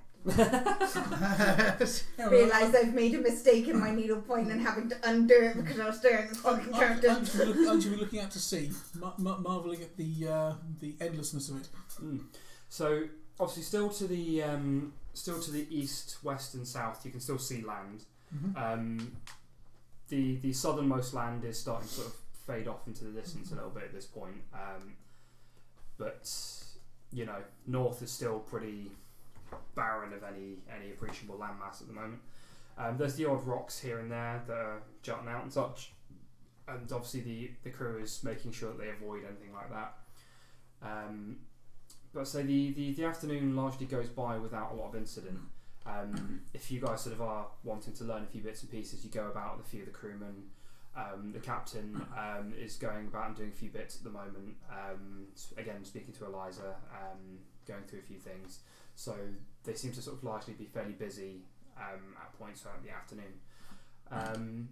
Starts to get in towards evening again. So after dinner, like you're free to go off and do whatever you want again, or if you wanted to help prepare a few things or organise the galley. Is there anything that looks particularly pressing that might need sorting might be a big thing right now, or mostly it would be a lot of the washing up type bits from the last all those meal, examples of is currently what needs doing. Mostly it's currently quite well organised, given that it's the start of the voyage. Everything has probably been prepared well ready, and it will probably deteriorate in organisation as the voyage goes on. Just because I'm like being tiny, I'll do the washing up. And then I'll basically go admire the view from top deck. More being as still first day actually on voyage and such. Yeah. So I'll help clear up and such, and then I'll do my own thing. When I have a break, I'll go up to the crow's nest, take a lantern with me, pull out a book and a bit of charcoal, and just start drawing like waves and stuff. Yeah, of course. So that's largely not a problem. Obviously there's currently no one in the crow's nest at the moment. But say you sort of ask one of the guys before you go up, and they say that they'll be posting someone a bit later. If you're happy to take a watch, then I'm happy to. We used to do it in my crew. As is tradition with gnomes, I will sit there and do some fishing off the off the back of the ship. Sure. Okay. Smoke me a kipper. Roll me survival. Yeah, it's a survival. Yeah, no, nothing's biting. 7. Nah, you roll kind of bait. You manage to get a very very small fish. Yeah, back you go. Yeah, so it probably couldn't feed a small child. How the fuck did I find a boot out here? But your fishing isn't very. What is this metal? What is this metal cage with wheels? Tesco. That's high quality bait right there. Evening starts to roll about. The first mate sort of comes about and just says, "Evening meal will be in a couple of hours. If anyone is, hungry, I imagine you will be first voyage. Mm-hmm. I'm alright. I say, just again pop down to the galley. They'll sort you out. If you still got your plates that you were provided with before, might want to give them a bit of a wipe down. But largely the crew have their own plates. I don't know if anyone actually mentioned to you all. Crew have their own plates, obviously, because you're all guests. You wouldn't be expected to have brought your own plates initially, or know that you have your own plates. But the ones that the bosun, I imagine, he furnished you with, you're welcome to hold on to them for the voyage. Thank you. So, in the interest of obviously spreading out the washing, people basically just wash their own plates and such. Okay. In that case, I'll be sure to go grab mine from my bag because mess kit. Sure. I have a mess kit on my stuff. Why would I use that? Because it's yours. Yeah. But this It's one's mine to free. leave in my bag so that I don't, scuff it up when I've got a, handy dandy already one here. That's like, well, either way, it's mine. Well, because it's been a busy day for me. Once I've eaten and once it's getting dark, I've tended to the dog. I'll probably be turning in, telling anyone to wake me if anything goes on. Wake me up. Do what you must, don't we? For the evening meal, the bosun's prepared a nice roasted meal. Lots of boiled veg and such with roasted meats. It's a good meal. Easily as good as most of the stuff that Carson tends to produce. You guys are all fed up with decent food.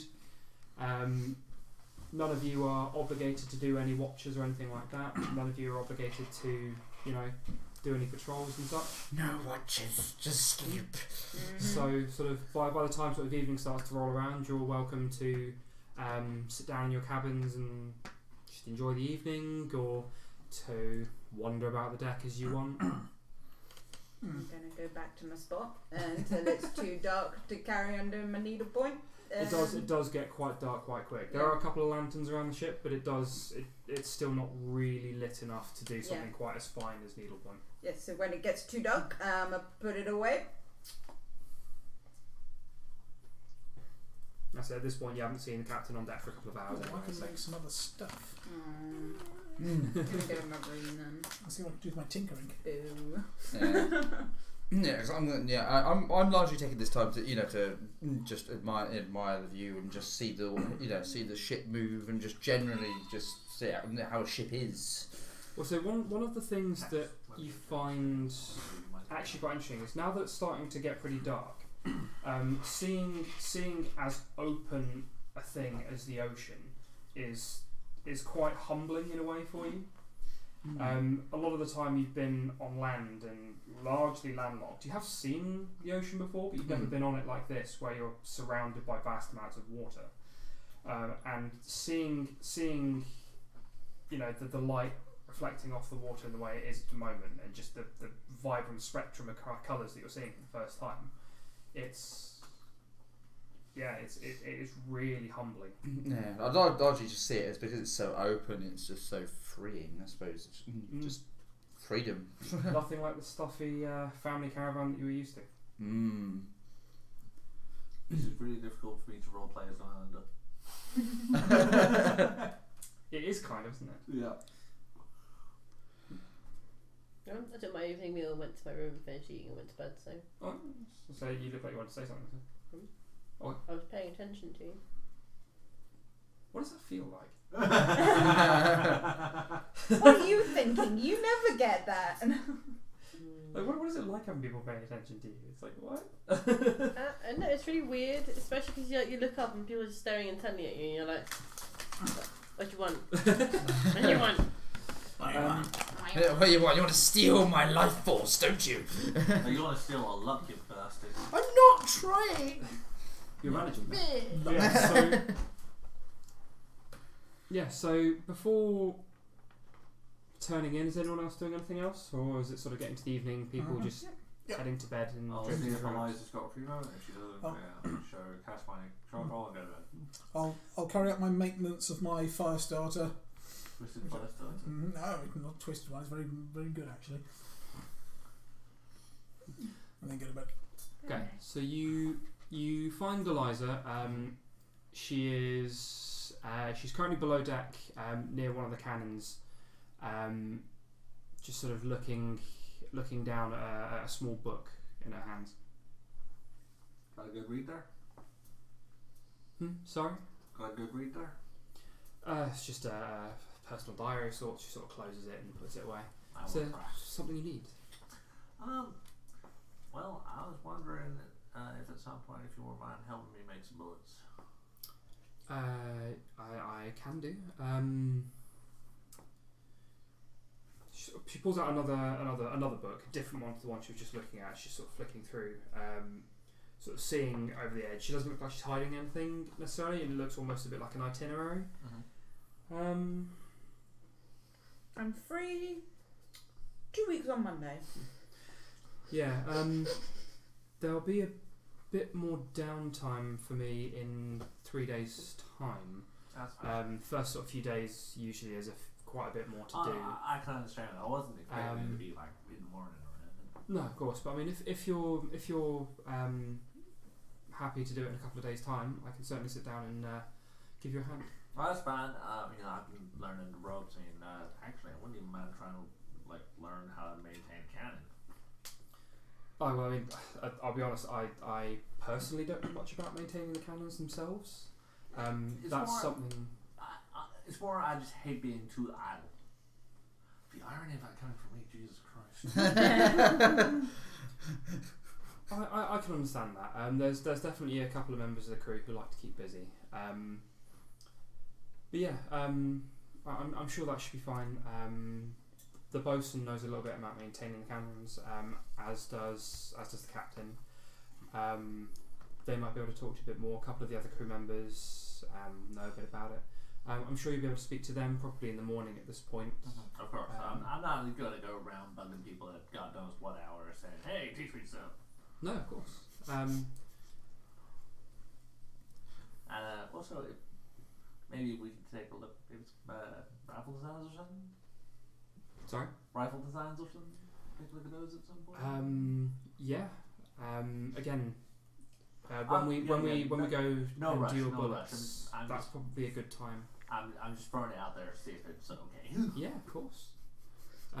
Also, when you're not busy, let's go bowling. Shut up, Nico. Let's dinner for two. Is there anything I can help you with now?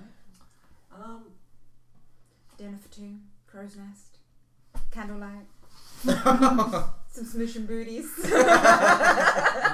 Bush and smoothies. That's a bum and uglies. So, you might have heard that Mel kind of accidentally said kind of the wrong words earlier. Yeah, word travels fast in a ship. No matter how big the ship. They don't like her. The crew were a proud lot. You don't say things like that to a crew without alienating them quickly. As I'm sure you can understand, but you've met the girl. She didn't really mean to come off like that. I can understand that, but again, the crew are a proud bunch. They don't really take kindly to such a backhanded comment, even if it was said not directly to them, or it wasn't even supposed to be a backhanded comment. She just doesn't realize what she's saying.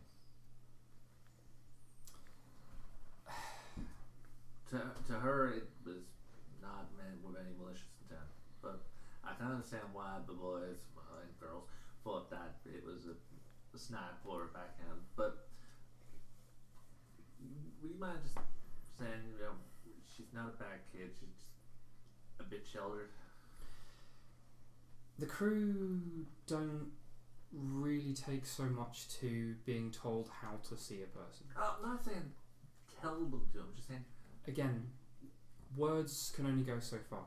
They tend to see more from action than they do from something said about a person. If she was to show that she's a better person than she seems to be, if she shows that she's more down to earth than she acts, then they'd be more likely to respond than saying to the crew she's not a bad person. Because anyone can say that about anyone. Well, that's true. I could take the darkest demon of hell and say he's not a bad person. Doesn't mean everyone will believe it. I can understand that. Okay, well. Oh God, we're gonna have to start giving fucking etiquette. I just wanted to kind of. Most of the crew haven't had formal educations. There's only 5 of us who have, realistically. So they really don't set much store by words. They are an action orientated crew. Formal education isn't a be and all and end all in life. I mean, I know plenty of people who can do a lot of things better than I can, who haven't read much of the book. And I can quite agree. But again, because of the way that they've grown up and without their educations, they don't set store in words. They set store in action. That's right. Thanks, then. If there's nothing else, I'll be retiring shortly. Yeah, I'm sorry. I don't want to take up too much of your time. No, it's fine. It's good to see that you're looking out for your friend. It's especially one who's not as wise in the way of, you know, the world, so to speak. Helping her to learn how to interact with, you know, the majority of people is a good thing. Having someone used to it. Some of us get thrown into the flame, and some of us use that light to guide another. That's a noble thing to do. Not now. Good night. She gives you a fairly warm smile as she sort of turns off and heads off to her room. And yeah, you gather that she might just be a little bit preoccupied with thoughts at the moment. Yeah. But again, she seems genuine in everything she said as well. So, is there anything else, or at that point you're looking at turning him? I think I'll take that up stage time on someone else. Get the spotlight. Move it away. Wave, wizard boy. Wave. Common saying, wave. Oh, it was Wave. Mrs. Oh, sorry, that would be me. Yes. Sorry, you're sort of waist deep in roleplay there. This is the great wizard Merlan here. Great Wizard of Fails. Shame him, everyone.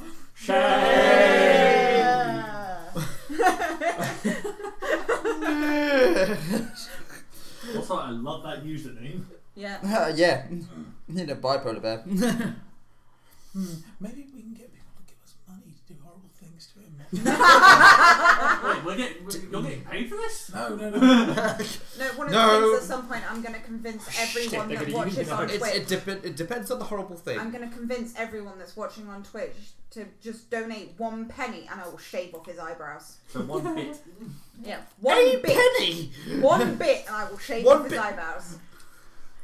Like, No! That would be 1 penny, that would be 1 cent. That's making me dirt. Hang on, that's a question for A you, worm. Cassus. So is this a homebrew? It is a homebrew. It is a world I've completely built from the ground up. I'm still a little bit of a fresh DM compared to some. But yeah, world completely from the ground up, history ground up. I use some of the gods from the existing D&D, and I pretty much put any other god under one of a particular set. So that sort of forms the religion base. But yeah, so there's a lot to it. Watching back across some of the videos, you probably learn a bit more as you go along. But yeah, totally homebrew. Cool. Onwards and upwards, right. And need a closer mic. Unfortunately, the wizard's budget is not quite that big. I mean, the sound level should be relatively okay, but Well, it's not peaking, and that's what I consider okay. yeah. So how does the night go? So, as you all turn in and get your heads down for your night's sleep, those of you who are used to a night on the ocean, i.e. you, you drift off into a relatively easy sleep. It's, you know, getting refamiliarised a little bit. It's not uncomfortable. It's not unbearable. Again, warm as you'd imagine on a ship. This close quarters with so many people overall, but it's not too bad. Yeah. The rest of you still sort of settling in a little bit, getting used to the rocking of the ship. It's not always the most pleasant of sensations, but at other times it's nice, almost having a comforting rocking as you're sleeping. But each of you gradually drifts off to sleep. Dreams come and go for some of you, but for one of you it's almost more like terrors, where your night is filled with almost fear and darkness. The rocking almost feels like you're trapped. Almost like you've been locked away and you're being carried somewhere you don't want to go. And the night passes fretfully at best. Do you make noise? No idea. I'm asleep. Would you make noise? No. There is no inkling at all that she's actually having the dream she is. Right. As the night goes past, Ooh. as the night goes past, the tight, almost claustrophobic feeling starts to disappear somewhat, and your breathing almost becomes easier. And as the morning starts to come through, and you feel some light on your face and some warmth from the sun, and you open your eyes, we'll leave it there. Ooh. Just I found some good ambient noise. Fucking typical. Yeah, it's like sleepy sleep, sleepy sleep. It's like Very nice. It's just creaking and waves. Yeah, no, definitely. It's awesome. no. So that means we can address on that last comment, because I just read one word, and why does that name keep coming up? What, Tiamat? Yeah, Tiamat. Because Tiamat? Tiamat is the evil dragon that she is. No, she's not lovely. very nice. Nah, Tiamat, bitch. Oh no, the only reason I say that is because we, there's a session we run on Thursdays, but we don't stream it. It's our own sort of private session. I wish you'd skin this one. And that name has come up. I don't DM that one though. No. That one is Lucy. But yeah, you DM for 2 groups currently. We're from running the 2 pre-mades with some mods for Horde of Dragon Queen and Rise of Tiamat. But yeah, that's pretty cool. Rise of Tiamat is a pretty cool one. Yeah, no. Overall, I'm still relatively fresh, so there are points where my DMing may not necessarily be top notch, but. On a side note, exciting gaming news. Slay version 2 has been announced. Due to release. They're talking about doing a version of it towards the end of the year. Nice. Kickstarter will be launching soon. I still haven't even played Slay version 1. Have you not? No, Oh. I've literally never played Slay. I never realised you hadn't. The rules aren't very good, but the setting's great. Because he wasn't part of Tuesday group beforehand. Yeah. That's right, he wasn't. Yeah, when Al went anyway. Because the rules for the first Slay are a little bit complex and Clunky. horrendously breakable. Yeah. But our friend Mr. Destiny, as we like to refer to him, even though he doesn't really play it much anymore, our friend Mr. Destiny has a bit of a rules modification to make it a little bit more narrative and a little bit less breakable. And it works really well and it's good fun to play. Hopefully version 2 should fix some of that. Oh, thank goodness. We can only hope. Oh, well, that'll be good. That's something to look into, because I enjoyed Slay. Yep. Slay's fun. But yeah, so thank you very much, guys. Sorry for some of you, joining in at the end, because we do normally finish at around 11. It is 10 to, so 11 GMT. 11 GMT. Sorry. UK time. Yes. Brexit time. Brexit, fuck off. Greenwich Mean Time, because Greenwich is where time comes from. Yep. It literally radiates out of the meridian that's there. Out of the tear in the no. So we will be continuing with this next week. On Tuesdays, which we start 8 p.m. GMT. Now 11. Gimped. Now normally, me and Cassus would be running on Saturday, but as found out, there is something Cassus needs to attend on Saturday. I forgot. I've got a high school reunion going on. Ooh, cool. Wait, there's not actually a thing over here? I don't know if it is for every school. I mean, I don't think many people would want to go to a St. Peter Port one. Oh god, no. But apparently, my year that I got held back from is doing one, and they still invited me. So fuck it. See how it goes. Yeah, so I'm going to be figuring out something else to do on Saturday instead of normal God of War, which we'll probably be getting back into the week after. Why? Yeah. But no, it's getting really good. Kill a dragon, To be fair, it's a good cliffhanger to leave it for an extra week on as well. It's like, oh, dragon, 2 weeks, bastard. So thank you very much again, guys, and at least we'll hope to see some of you next time. So bye for now, guys. Bye. Bye. Ciao.